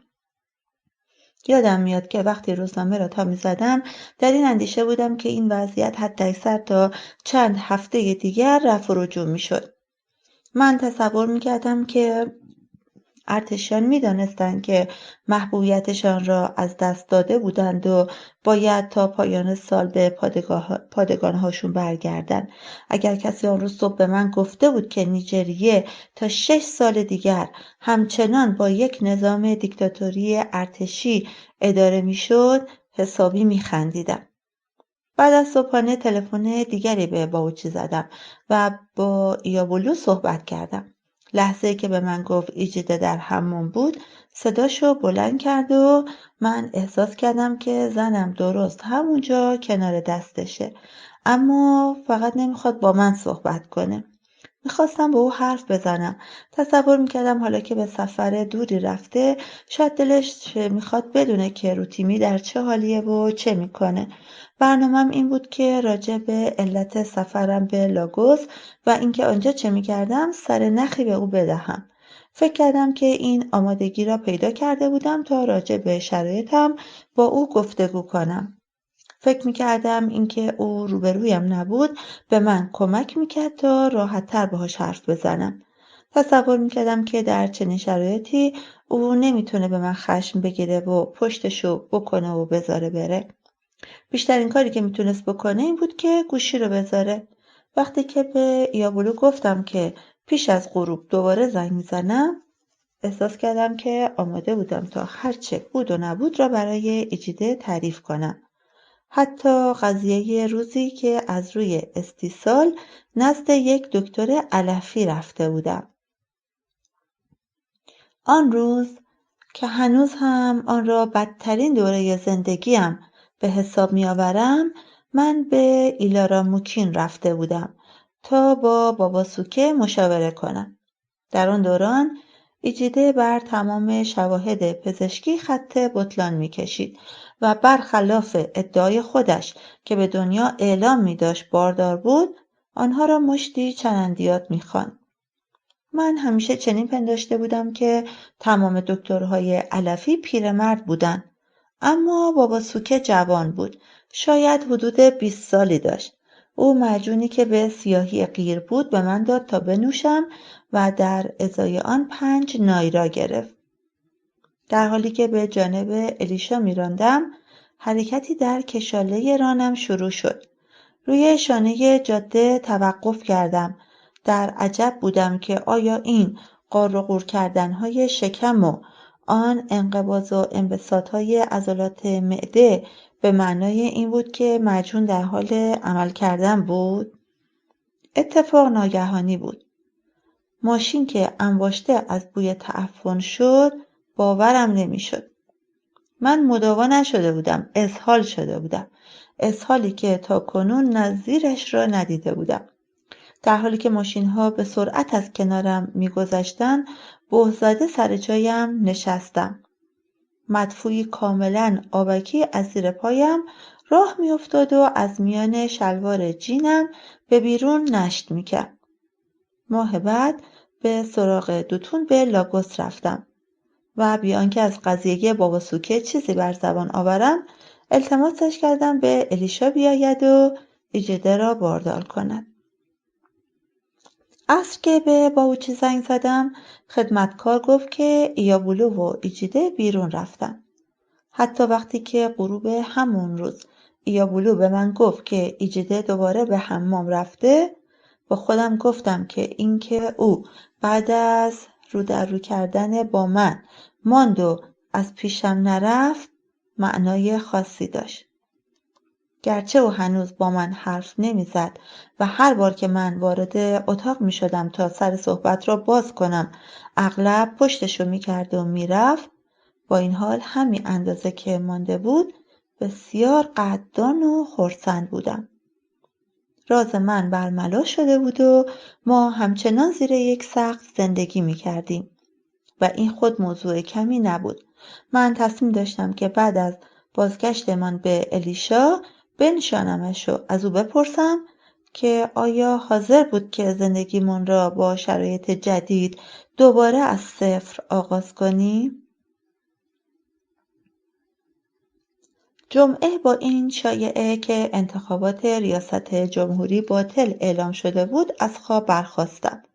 فکر نمی‌کنم که تا آن روز واژه باطل شدن را که در اینجا به کار برده شده بود مگر برای اشاره کردن به لغو و فسخ ازدواج شنیده بودم. بیشتر اینکه مطمئناً این را هرگز از زبان هیچ خدمتکار هتلی تاکنون نشنیده بودم. حوالی غروب این شایعه تبدیل به یک خبر شد و جمعیت کوچکی در خیابان گرد هم آمدند و بدون حمل هیچ اعلان و پلاکاردی به اعتراض پرداختند و تایر آتش زدند. مردی در وسط خیابان ایستاد و مادامی که دیگر مردان با شاخه‌های بزرگ درختان، تکه‌های فلز و میخ و خرده شیشه خیابان را با آنها بند می‌آوردند و سنگر می‌ساختند، دستهایش را همچون دو بال بالا نگاه داشت. از پنجره فاصله گرفتم تا روبروی دخترم بایستم. گفتم این غیر ممکنه. غیر ممکنه، این سربازها حتما شوخیشون گرفته. اینا فکر میکنن کیان؟ رو تیمی ادایم را در آورد و کلمه غیر ممکن رو تقلید کرد. بعد جغجغش رو به هوا انداخت. آن شب آنقدر پافشاری کردم و پشت تلفن ماندم تا ایجیده از حمام که به نظر از روزی که به باوچی رفته بود آنجا محل زندگیش شده بود بیرون آمد. وقتی که گوشی را برداشت گفت خب شماها خوبین؟ مردم اینجا جدی از موضوع ابطال انتخابات دارن عکس‌العمل نشون میدن. اونجا اوضاع آرومه؟ بله. میخواستم مطمئن بشم که حالتون خوبه. مردم امروز تو ایکیجا خیابونا رو میبستن و سنگربندی میکردن. به نظر فردا دوباره برمیگردن. فکر نمی‌کنم بتونم برای دیدن متخصص مجاری ادرار از هتل خارج بشم. ضربات ملایمی به شماره‌گیر تلفن زدم. امیدوار بودم که او متوجه اشاره‌ای که به علت حضورم در لاگوس کرده بودم شده بود. آرزو می‌کردم که این جمله آخرم را با چیزی مثل یک آه کشیدن، یک سؤال، یک هیس گفتن تصدیق می‌کرد. هر واکنشی از سوی او می‌توانست خرسندم کند. بعد از گذشتن لحظاتی چند پرسیدم الو هستی؟ جواب داد کار دیگه ای داری؟ خب رو تیمی هم حالش خوبه. خیلی وقت نیست خوابش برده. شب بخیر. فردای آن روز پیش از ساعت 8 از خواب برخاستم و تعجب کردم که روتیمی برخلاف معمول همچنان به خوابی سنگین فرو رفته بود. از وقتی به لاگوس آمده بودیم او با بوسیدن چانه‌ام و در حالی که روی گونه‌هایم ضرب می‌گرفت مرا از خواب بیدار می‌کرد. بیرون جمعیت دور هم گرد می‌آمدند، شعار می‌دادند و پلاکاردها را به اهتزاز در می‌آوردند. ظهر نشده هزاران نفر در خیابان جمع شدند. هوا از وجود دود چندین تایری که شعله‌ور بودند بسیار سنگین شده بود. تلاش برای رفتن به بیمارستان و دیدن متخصص بیهوده بود. روتیمی لب به لوبیایی که برای نهار سفارش داده بودم نزد. بنابراین سفارش مقداری برنج دادم. او به آن برنج نیز لب نزد. هنگامی که از روی زانوهایم پایین آمد و کف زمین دراز کشید، در کنارش زانو زدم. به او وعده دادم که اگر غذایش را بخورد برایش بستنی بخرم. اما هیچ تقلایی برای برخاستن یا لبخند زدن و چک و چانه زدن با من نکرد. چشمهایش را بست، سپس با بازوی چپش آنها را پوشاند. کف دستم را روی پیشانیش گذاشتم. احساس کردم که گرم بود، مثل ابتدای یک تب. او را از روی زمین بلند کردم و روی تخت خواب گذاشتم. برای این سفر شربت استامینوفن به همراه داروهای دیگر بسته‌بندی کرده و آورده بودم، اما از آنجا که هنگام خواباندن او بر روی تخت خواب تنش شروع به لرزیدن کرد، تصمیم گرفتم که شاید عاقلانه ترین راه این بود که او را مستقیما به بیمارستان ببرم. به طرف پنجره رفتم و نگاهی به خیابان انداختم. متعجب از خودم پرسیدم که اگر شرایط بیماری دخترم را برای این جماعت توضیح می‌دادم، آیا می‌گذاشتند من با ماشین از آنجا بگذرم و او را به بیمارستان برسانم؟ در همین لحظه چشمم به سربازها افتاد. من هنوز دم پنجره بودم که اولین تیر به سمت جمعیت شلیک شد. خودم را روی زمین انداختم و سینه‌خیز به سمت تخت خواب رفتم و دخترم را به روی زمین کشیدم. او چشمهایش را بسته بود و فریاد می‌کشید. ابتدا گمان کردم که صدای شلیک گلوله او را از جا پرانده و سبب وحشتش شده بود، اما هنگامی که دستم را روی پیشانیش گذاشتم، شدت حرارت تنش به اندازه‌ای بود که گویی کوره‌ای درست زیر پوستش می‌سوخت. اولین شبی که در باوچی آماده رفتن به رخت خواب می‌شدیم، ایابولو برایم نطق کوتاهی در مورد اینکه چطور باید می‌نشستم و از روتیمی مراقبت می‌کردم ایراد کرد. او مقابل میز آرایش نشسته بود، دور گردنش را لوسیون مالی می‌کرد و به جوشی که روی بینیش نشسته بود به دقت در آینه می‌نگریست. روتیمی، راستشو میخوام بهت بگم، این کاری که تو میکنی اصلا خوب نیست. این بچه زبون بسته مگه به تو چی کار کرده؟ من ندیدم که حتی یک بار هم که شده باهاش بازی کرده باشی. قبل از اینکه باهاش این رفتارا رو بکنی اول به خالقش فکر کن. ببین چطوری نشونده بودیش روی زانون، انقدر دور گرفته بودیش که بدنش به بدنت نخوره. این کار خوبی نیستا. به خاطر همین بیماری کمخونی اونه که این کارا رو میکنی. کسی فردا رو چی دیده؟ وظیفه تو به عنوان مادر اینه که مواظبش باشی. زنده موندن و نموندنشو بسپار دست خدا. لازم نیست که هنوز هیچی نشده اونو توی ذهنت بکشی. این کارو نکن. گفتم سیر از دل آدم گشنه چه خبر داره؟ برام عجیب بود که ایابولو که هرگز نفس کشیدن هیچ یک از بچه‌هایش را ندیده بود بخواهد به من درس زندگی بدهد. وانگهی وقتی دخترها همسن او بودن، مگر نه اینکه ولشون میکرد که توی راهرو سالن آرایشگاه بر خودشون 4 دست و پا این ور اون ور برن. سگرمه هایش را در هم کرد و لوسیون شب را به صورتش مالید. تو فکر میکنی با توهین کردن به من میتونی دم دهنمو ببندی؟ تنها چیزی که من میدونم اینه که باید دست از تنبیه روتیمی به خاطر مرگ بقیه برداری. اسمشون اولامیده و شسانه. دیگه اینکه من به تو توهین نمی کنم. ابی، تو بچه‌هاتو به امان خدا توی راهروها رها نمی کردی؟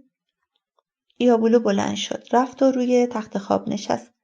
من حداقل وقتی که گرسنه بودن غذا بهشون میدادم و وقتی گریه میکردن توی بغل میگرفتمشون. یارو تیمی، من نمیخوام استخون لای زخمت بذارم.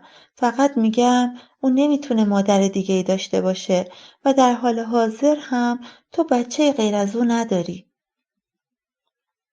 من روتیمی را به خاطر چیزی تنبیه نمی کردم. فقط بر این اعتقاد بودم که او آنقدرها زنده نمی‌ماند که از او خاطره ای، کاری و یا خدمتی که برایش انجام دادم یا ندادم باقی بمونه. باور داشتم که اون نیز دیر یا زود راه بچه‌های دیگرم را در پیش می‌گرفت. بنابراین خودم را آماده می‌کردم تا به شرایط بی‌فرزندی سازگاری یابم. وقتی به این موضوع فکر می‌کردم، تنها امیدم این بود که او درد و رنج نکشد. اگر او را محکم در آغوش نمی‌گرفتم، به این واسطه بود که از خودم در مقابل او محافظت می‌کردم. من بخش‌هایی از وجودم را با شسان و اولامیده از دست داده بودم و از روتیمی فاصله می‌گرفتم، زیرا می‌خواستم هنگامی که او می‌رفت دست کم چیزی برای خودم باقی مانده باشد. با شوهرت دعوات شده که به خدمتکار گفتی بگه که خوابیدیم؟ همه با هم بحثشون میشه. حتی زبون و دندون هم که در کنار هم زندگی میکنن یه وقتایی با هم دعواشون میشه. ای یارو تیمی، تو هم با این ضرب المثلات. شب بخیر خانوما. او پشتش را به من کرد و پتو را روی سرش کشید. پنجشنبه من و خدمتکار توی خانه تنها بودیم. برادر ایابولو و زنش به سر کار رفته بودن و ایابولو هم به بازار رفته بود تا برای بچه‌ها کمی خرید کنه. داماد آینده که مدرس در دانشگاه جوس بود قرار بود که آن شب به آنجا بیاید. مشغول خواندن روزنامه بودم که خدمتکار وارد اتاق شد و گفت که از لاگوس تلفن داشتم. بهت گفتم که بگی گرفتارم. گفت که حتما باید با شما حرف بزنه خانم. گفت که بچه‌تون مریضه. روزنامه را زمین گذاشتم و به اتاق پذیرایی رفتم. وقتی گوشی را برداشتم آکین گفت ایجیده، روتیمی از هوش رفته. روی صندلی که کنارم بود افتادم. تا اون روز فکر می‌کردم که آمادگیش را داشتم و به اندازه کافی از نظر احساسی و از نظر موقعیت جغرافیایی فاصله گرفته بودم که بتوانم خبر مرگ یا در حال مرگ روتیمی را تحمل کنم. اما ما از خودمان چه می‌دانیم؟ آیا هرگز تا در شرایطی قرار نگرفته باشیم واقعاً می‌توانیم دریابیم که در آن شرایط چه واکنشی از خود نشان خواهیم داد؟ از زمان تولدش من خودم را برای روبرو شدن با بدترین موقعیت‌ها آماده ساخته بودم. اما حتی تمام عمر هم کافی نبود تا بتوانم خودم را برای آن ضربه گیج کننده آماده سازم. گفتم باید ببریش به بیمارستان. آخه توی خیابان تیراندازیه ایجیده. سربازا همه جا هستن، دارن تیراندازی میکنن به طرف مردم. روتیمی یه دفعه ساکت شد و دیگه جیغ نزد. بعد من سعی کردم بیدارش کنم، اما هیچ عکس‌العملی از خودش نشون نداد. ولی هنوز نفس میکشه. باید ببریش به بیمارستان. کاری هست که تو بلد باشی که من انجام بدم؟ کاری هست که من الان بتونم انجام بدم؟ ایجیده صدامو میشنوی؟ من باید چی کار کنم؟ باید ببریش به بیمارستان. همش همینو تکرار نکن. مطمئنم که اونا تا حالا آدمهای زیادی رو به خاک و خون کشیدن. ما رو هم میکشن. کاری هست که من بتونم انجام بدم؟ ایجیده چیزی هست که تو بدونی؟ هیچ روش اضطراری برای شسان بهت آموزش نداده بودن؟ ایجیده؟ آنچه از زندگی روتیمی باقی مانده بود جلوی رویم مثل روز آشکار بود. من دیگه پیش تو بر نمیگردم. چی داری میگی؟ من دیگه به الیشا بر نمیگردم پیش تو. تو چی داری میگی؟ ببین من باید برم. امشب بهت زنگ میزنم تا بهت بگم که آیا تا در جریانت بگذارم. توی آن اتاق پذیرایی بیگانه نشستم و تا مدت درازی گوشی تلفن را که دیگر قطع شده بود دم گوشم نگاه داشتم. یک مادر خوب باید منتظر تلفن برای شنیدن آن خبر اجتناب ناپذیر میماند یا باید به الیشا میرفت تا از کسانی که برای سوگواری میآمدند پذیرایی به عمل آورد و به عنوان فرد اول سوگوار تسلیت‌های مردم را پاسخ دهد و باید نقش خود را به عنوان مادر روتیمی حتی اگر از میان رفته بود ایفا کند. من بعد از انجام همه این کارها تنها بعد از انجام آنها بود که می توانستم شوهرم را ترک کنم. اما اکنون از پا افتاده بودم و دیگر چیزی برای من در الیشا باقی نمانده بود. سالن آرایشم آنجا بود، اما این کافی نبود تا بتواند مرا به شهری که آکین در آن زندگی میکرد بازگرداند.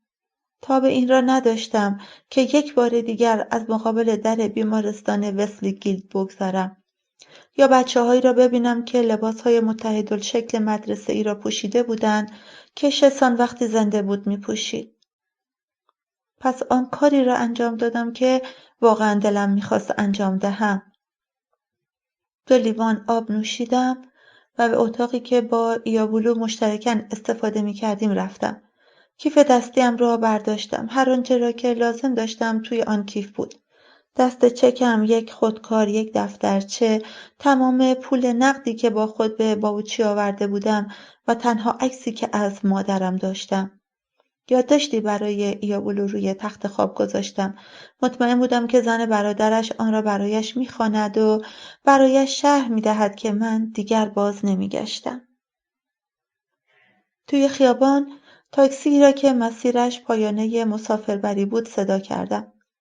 وارد ماشین که شدم اشک دیدم را کاملا محو و تار کرده بود و کم و بیش تلو تلو می‌خوردم.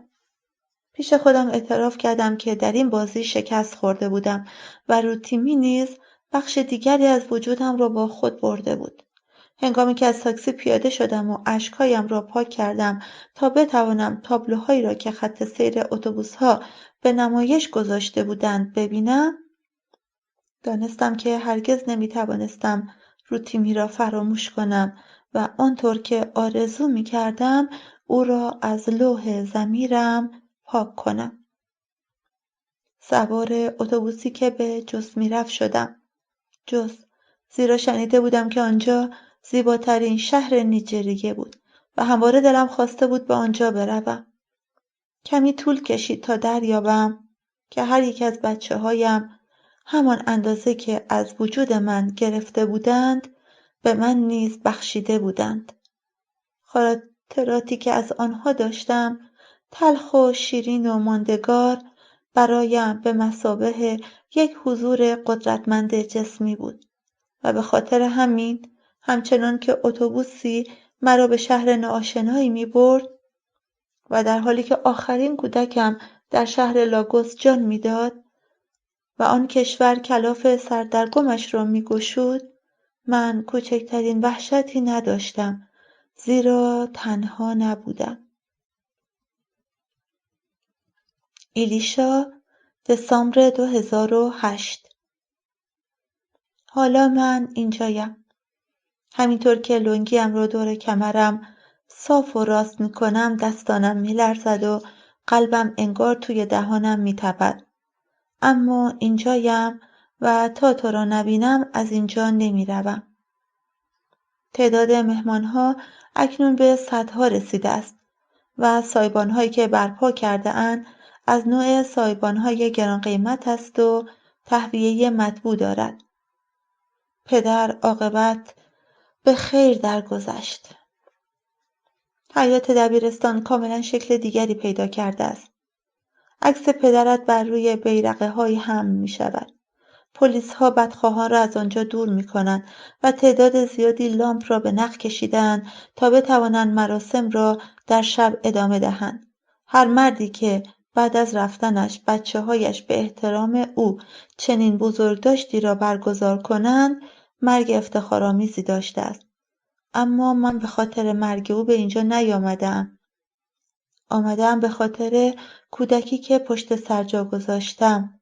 همان کودکی که نمیخواستم شاهد جان سپردنش باشم. بارها خواستم برگردم. فقط برای اینکه از تو بپرسم که او لحظات آخر را چگونه گذراند. دیگر بضاعت داشتن امید، این کالای تجملی دلخوش کننده را نداشتم.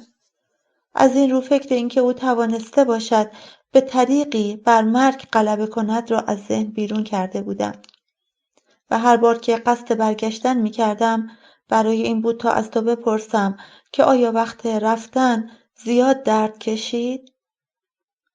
بیش از یک بار چمدانی را به اندازه اقامت یک آخر هفته پیچیدم و به راننده‌ام گفتم تا برای سفر به الیشا آماده شود.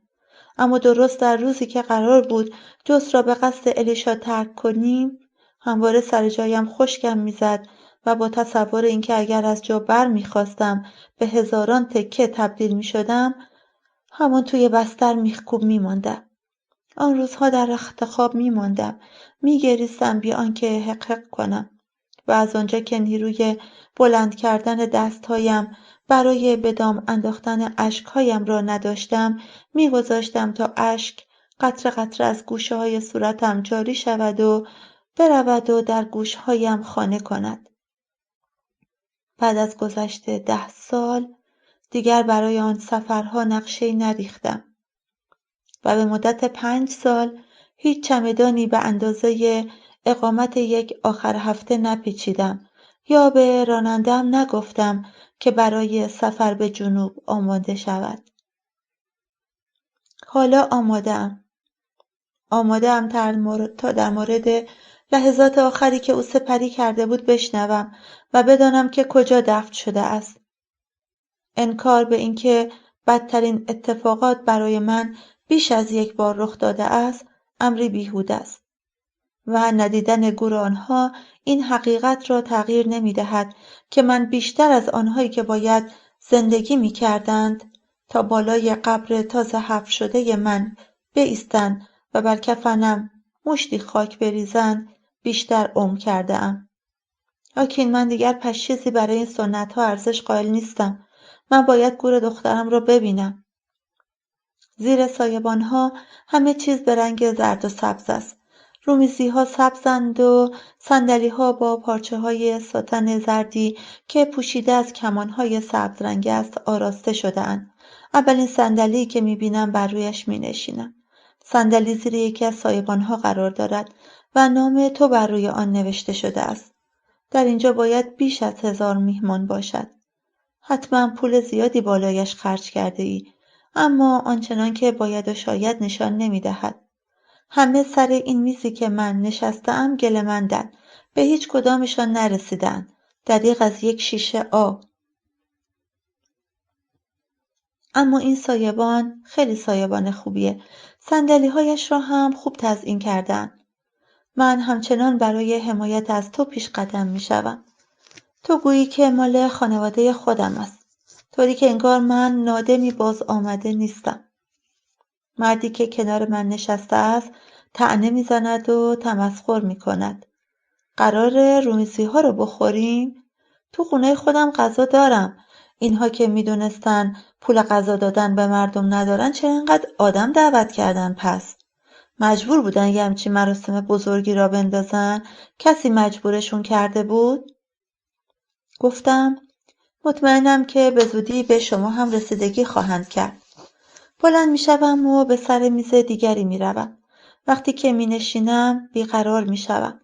با انگشتانم روی زانوهایم ضرب میگیرم و در میان جماعت با نگاه به جستجوی سری که به تو شباهت داشته باشد میپردازم.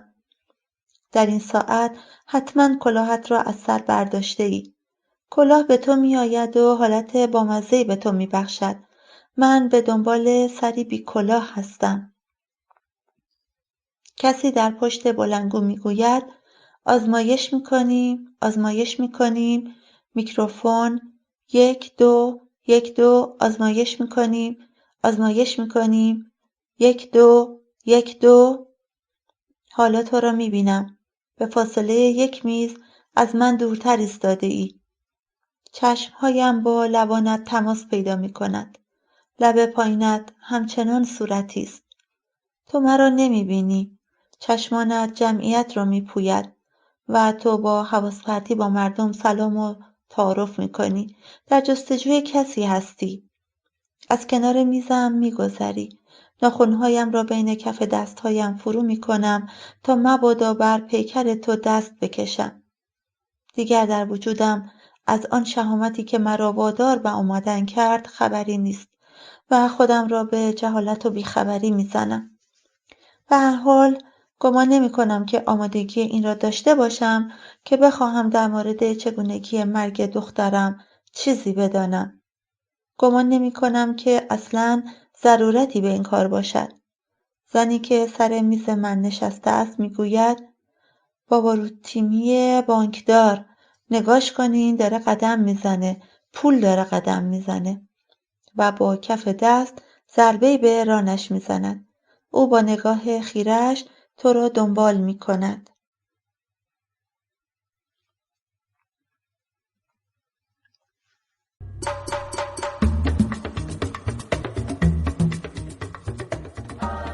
کتاب با من بمان، نویسنده آیوبامی آدبایو، راوی افسانه والافر، تولید صوتی کتابخانه اینترنتی آوای بوف.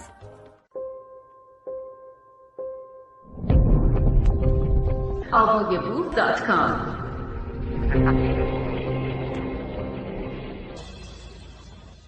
قسمت 19 و آخر. از اینکه هنوز تو را با نام روتیمی میشناسند و با این نام صدا میکنند یکه میخورم و امیدوارم که کسی رو در رویت از این لقب استفاده نکند. فقط یک آدم بدجنس اینگونه میتواند تو را به یاد عزیز از دست رفتمان بیاندازد. زن دیگری سر میز میپرسد برادرش هم اومده؟ مادرش فقط همین 2 پسر رو داره. شنیدم که حتی به هم سلامم نکردن. زن اولی میگوید معلومه که اونم اومده. مگه اینی که مرده پدر اون نمیشه؟ غلط میگم؟ دست کم باید به احترام پدر مردهشون هم که شده امروز اختلافاتشون رو کنار میگذاشتم. میدونستی که میگن زنش باعث اختلاف بین این 2 برادر شده؟ فکرشو بکن. بعضی از زنهای بدزاد خوش ندارن که کس و کار شوهرشون دور برشون باشه. زنهای بدذات بدجنس. پس داستان ما را اینگونه نقل میکنن؟ آن زن بدجنس من هستم و شما همه قدیسه اید. برمیخیزم و دور تا دور سایبان چرخ میزنم تا تو را مقابل میزی که رویش را نوشیدنی چیده اند میابم که ایستاده ای. دختر نوجوانی در کنارت ایستاده است. او شبیه من است اما بینی تو را دارد. چشمهایم را به هم میزنم اما او هنوز آنجاست. در کنار تو ایستاده است. نزدیکتر میشوم. دهانم باز میماند.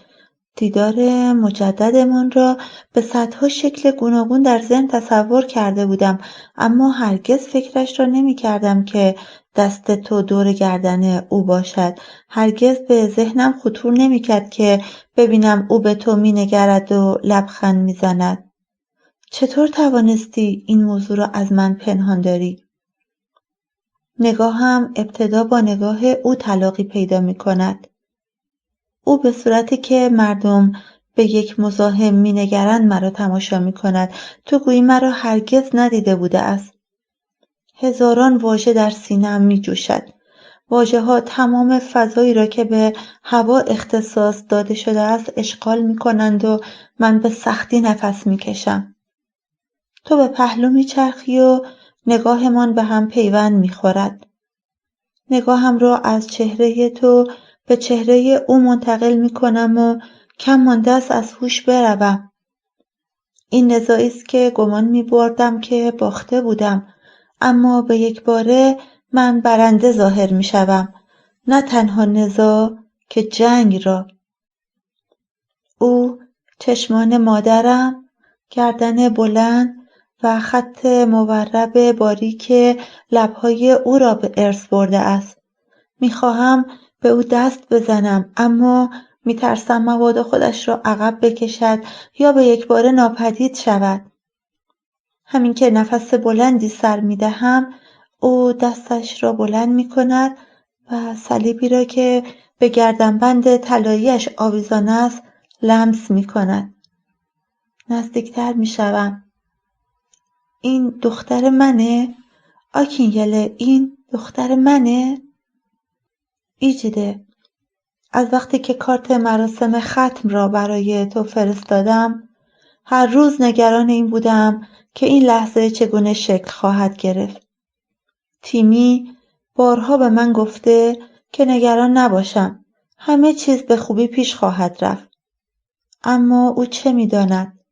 فقط کافی است فکر کنیم که هنوز شانسی برای اینکه هر سه ما تشکیل یک خانواده خوشبخت را بدهیم وجود دارد. من حتما بهتر می‌دانم، بهتر هم می‌دانم، اما با تو من هرگز نمی‌توانم امید را از دست بدهم. تو مرتب به تیمی اشاره می‌کنی اما نگاهت به من است و می‌پرسی این کیه؟ این رو تیمیه؟ آکین این کیه؟ او ترجیح می‌دهد که تیمی صدایش کنیم. می‌گوید خودش هویتی مجزاست، نه یک بنای یاد بود برای برادران و خواهرانی که هرگز ندیده و نشناخته. من موافقم. او تصمیم دارد نامش را به طور رسمی تغییر دهد. اما ابتدا می‌خواهد نظر تو را هم جویا شود. او همیشه باور داشت که ما بالاخره تو را پیدا می‌کنیم. با این حال از زمانی که نشانی تو را پیدا کردیم از تمام برنامه‌هایی که برای تماس با تو پیاده کردیم عقب نشینی کرد. پروازهایی را رزرو کردیم که هرگز سوارشان نشدیم. نامه‌هایی من نوشتم که او پاره کرد. نامه‌هایی او نوشت که خودش پاره کرد. هر بار که فرودگاه را ترک می‌کردیم او در حالی که تکه‌پاره‌های نامه‌ای را که به دقت نوشته بود توی سطل آشغال می‌ریخت می‌پرسید اگه مامان دلش نخواد منو ببینه چی؟ به او میگفتم که تو عاشقش بودی و اگر میدانستی که زنده است هرگز او را ترک نمی‌کردی و اینکه اکنون خواهان او بودی. فقط یک بار پرسید حتی با وجود مشکل کمخونیم ببین دوستی در دانشگاه دارم که پدرش به خاطر همین مشکل کمخونی داسی شکلش خانواده‌شان را ترک کرد چون نمیتونست اون را تحمل کنه. اگه مامان به خاطر این ما رو ترک کرده بگو من تحمل شنیدنش رو دارم. همون یک بار که او این سوال را از من پرسید به او اطمینان دادم که تا وقتی که پیش ما بودی حاضر نمی شدی که حتی یک لحظه او را از جلوی چشمان خودت دورش کنی. به او گفتم اولین باری که تو حاضر شدی او را از آغوش خودت جدایش کنی زمانی بود که به باوچی رفتی. عادلانه این است که از تو جز به خوبی یاد نکنم. این او بود که بعد از مرگ پدرم تصمیم گرفت برای تو کارت دعوت بفرستیم. انتخاب شرکت پست با او بود و ارسال دعوتنامه با من. از آن روز تا حالا با دلی نگران در انتظار به سر بردم و اکنون تو اینجایی در چند قدمی ما. حالا او بازویم را میگیرد، به سمت من خم میشود و به نجوا میگوید این خودشه نیست؟ تو به او خیره شده ای. کم مانده است که روی زمین ولو شوی. برخی از مدعوین این میهمانی از گوشه چشم نگاهمان میکنند و در مسیر ما گردن میکشند.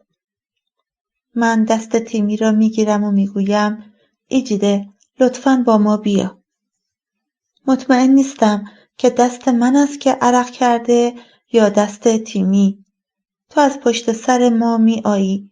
تیمی مرتب سر برمیگرداند تا به تو نگاه کند. سگرمه هایش را در هم کرده است. تو گویی از این وحشت دارد که وقتی سرش را برمیگرداند تو نباشی. ما تا جایی که صدای موسیقی ضعیفتر شنیده می شود پیش می رویم و من می توانم صدای تق تق پاشنه‌های کفش تو را بر روی سنگ فرش‌ها بشنوم. پیش روی ما ساختمان کلاس‌های درسی که به تازگی رنگ خورده‌اند قرار دارد.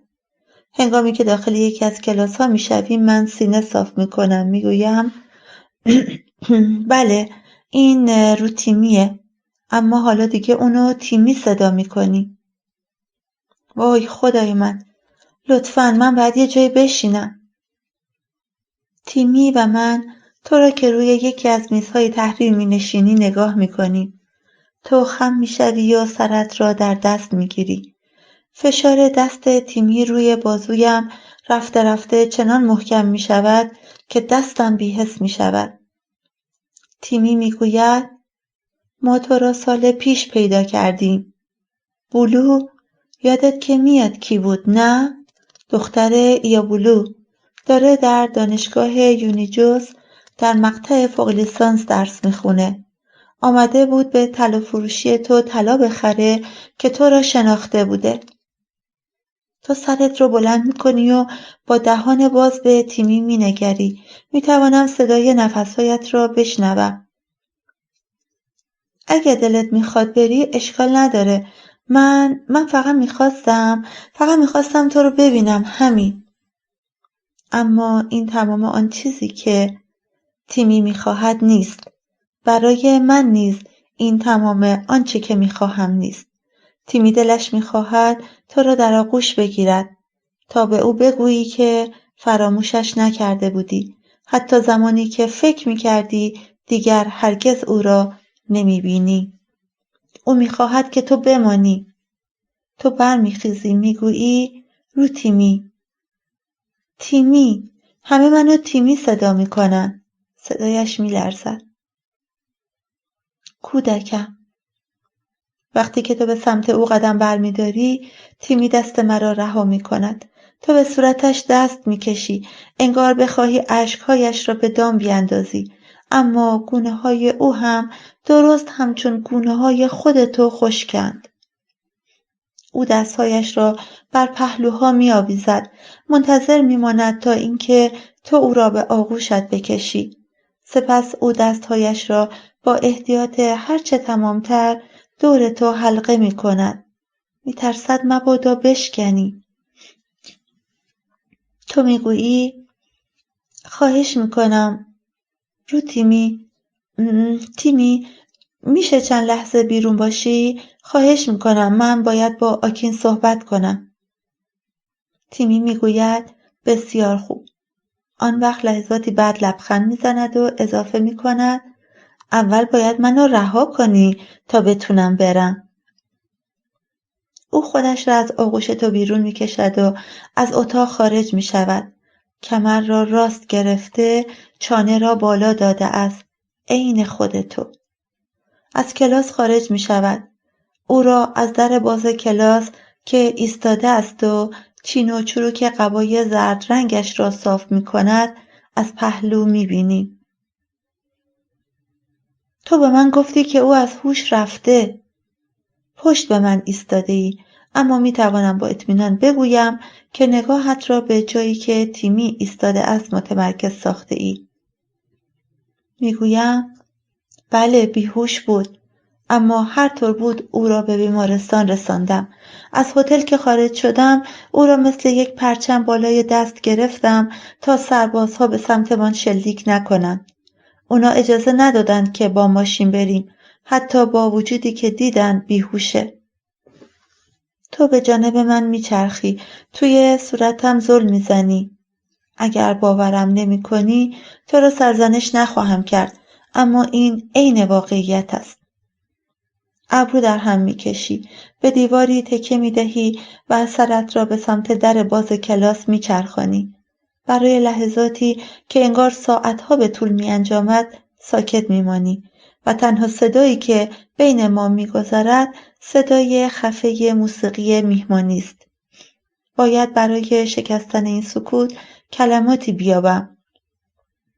اما به تنها چیزی که میتوانم بیاندیشم این است که بعد از این همه سال تو در چشمان من چقدر زیبایی و میدانم که این آن چیزی نیست که تو میخواهی بشنوی.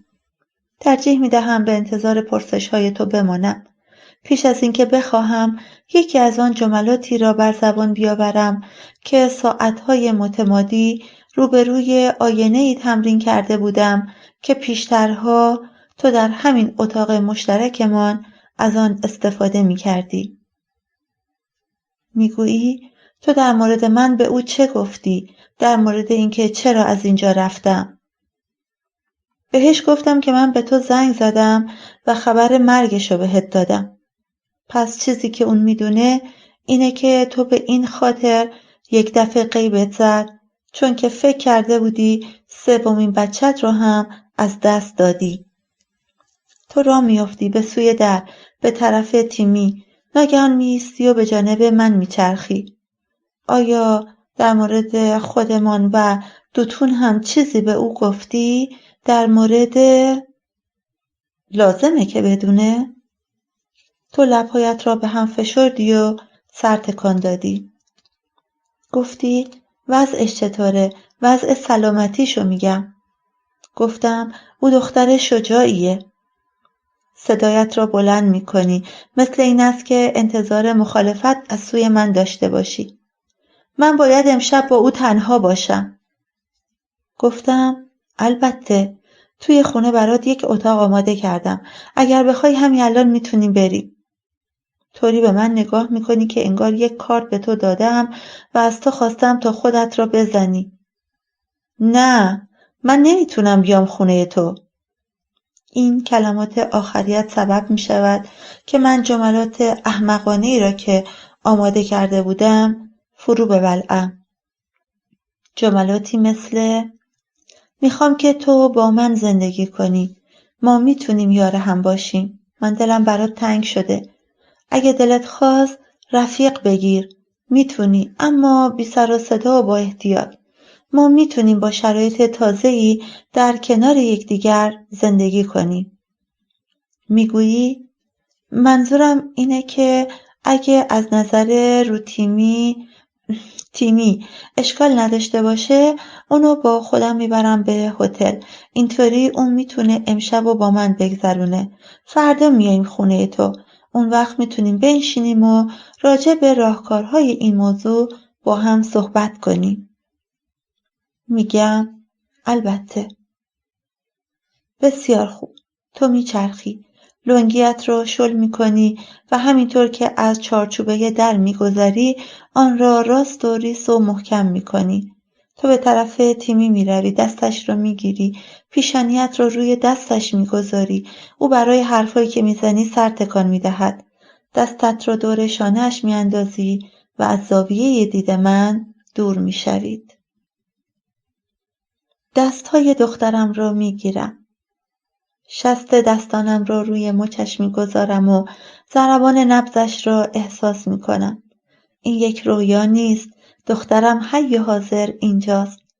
پشت به کلاس درس مقابل من ایستاده است. صندل‌های طلایی رنگی به پا دارد. لاک سبز به ناخن انگشتان پایش زده. لبه‌های دالبر قبای زرد رنگش به زانوهایش کشیده می شود. صلیبی به گردنبند طلایی‌اش آویزان است. بر لب‌هایش رژ لب صورتی براقی مالیده و بر چشمانش سرمه کشیده است. او اینجاست. گامی جلوتر برمی‌دارم. پیشانیم را روی پیشانیش می‌گذارم و نفسش را بر روی صورتم احساس می‌کنم. پیشانی بندش به روسریم ساییده می‌شود و خشخش می‌کند. رو تیمی. این تنها چیزی است که میتوانم بگویم. انگشتانش را میشمارم. با انگشتان شست و اشاره دست راست طول انگشتانش را میپیمایم و میلی را که مرا وامی دارد تا روی زانوها بنشینم و انگشتان پاهایش را بشمارم در خود خفه میکنم. من تومای حواری هستم که برای رسیدن به شادمانی آنچه را که به چشم می‌بینم حتما باید با لمس اثباتش کنم. دخترم جلوی اشکهایم را می‌گیرد و لبخند می‌زند.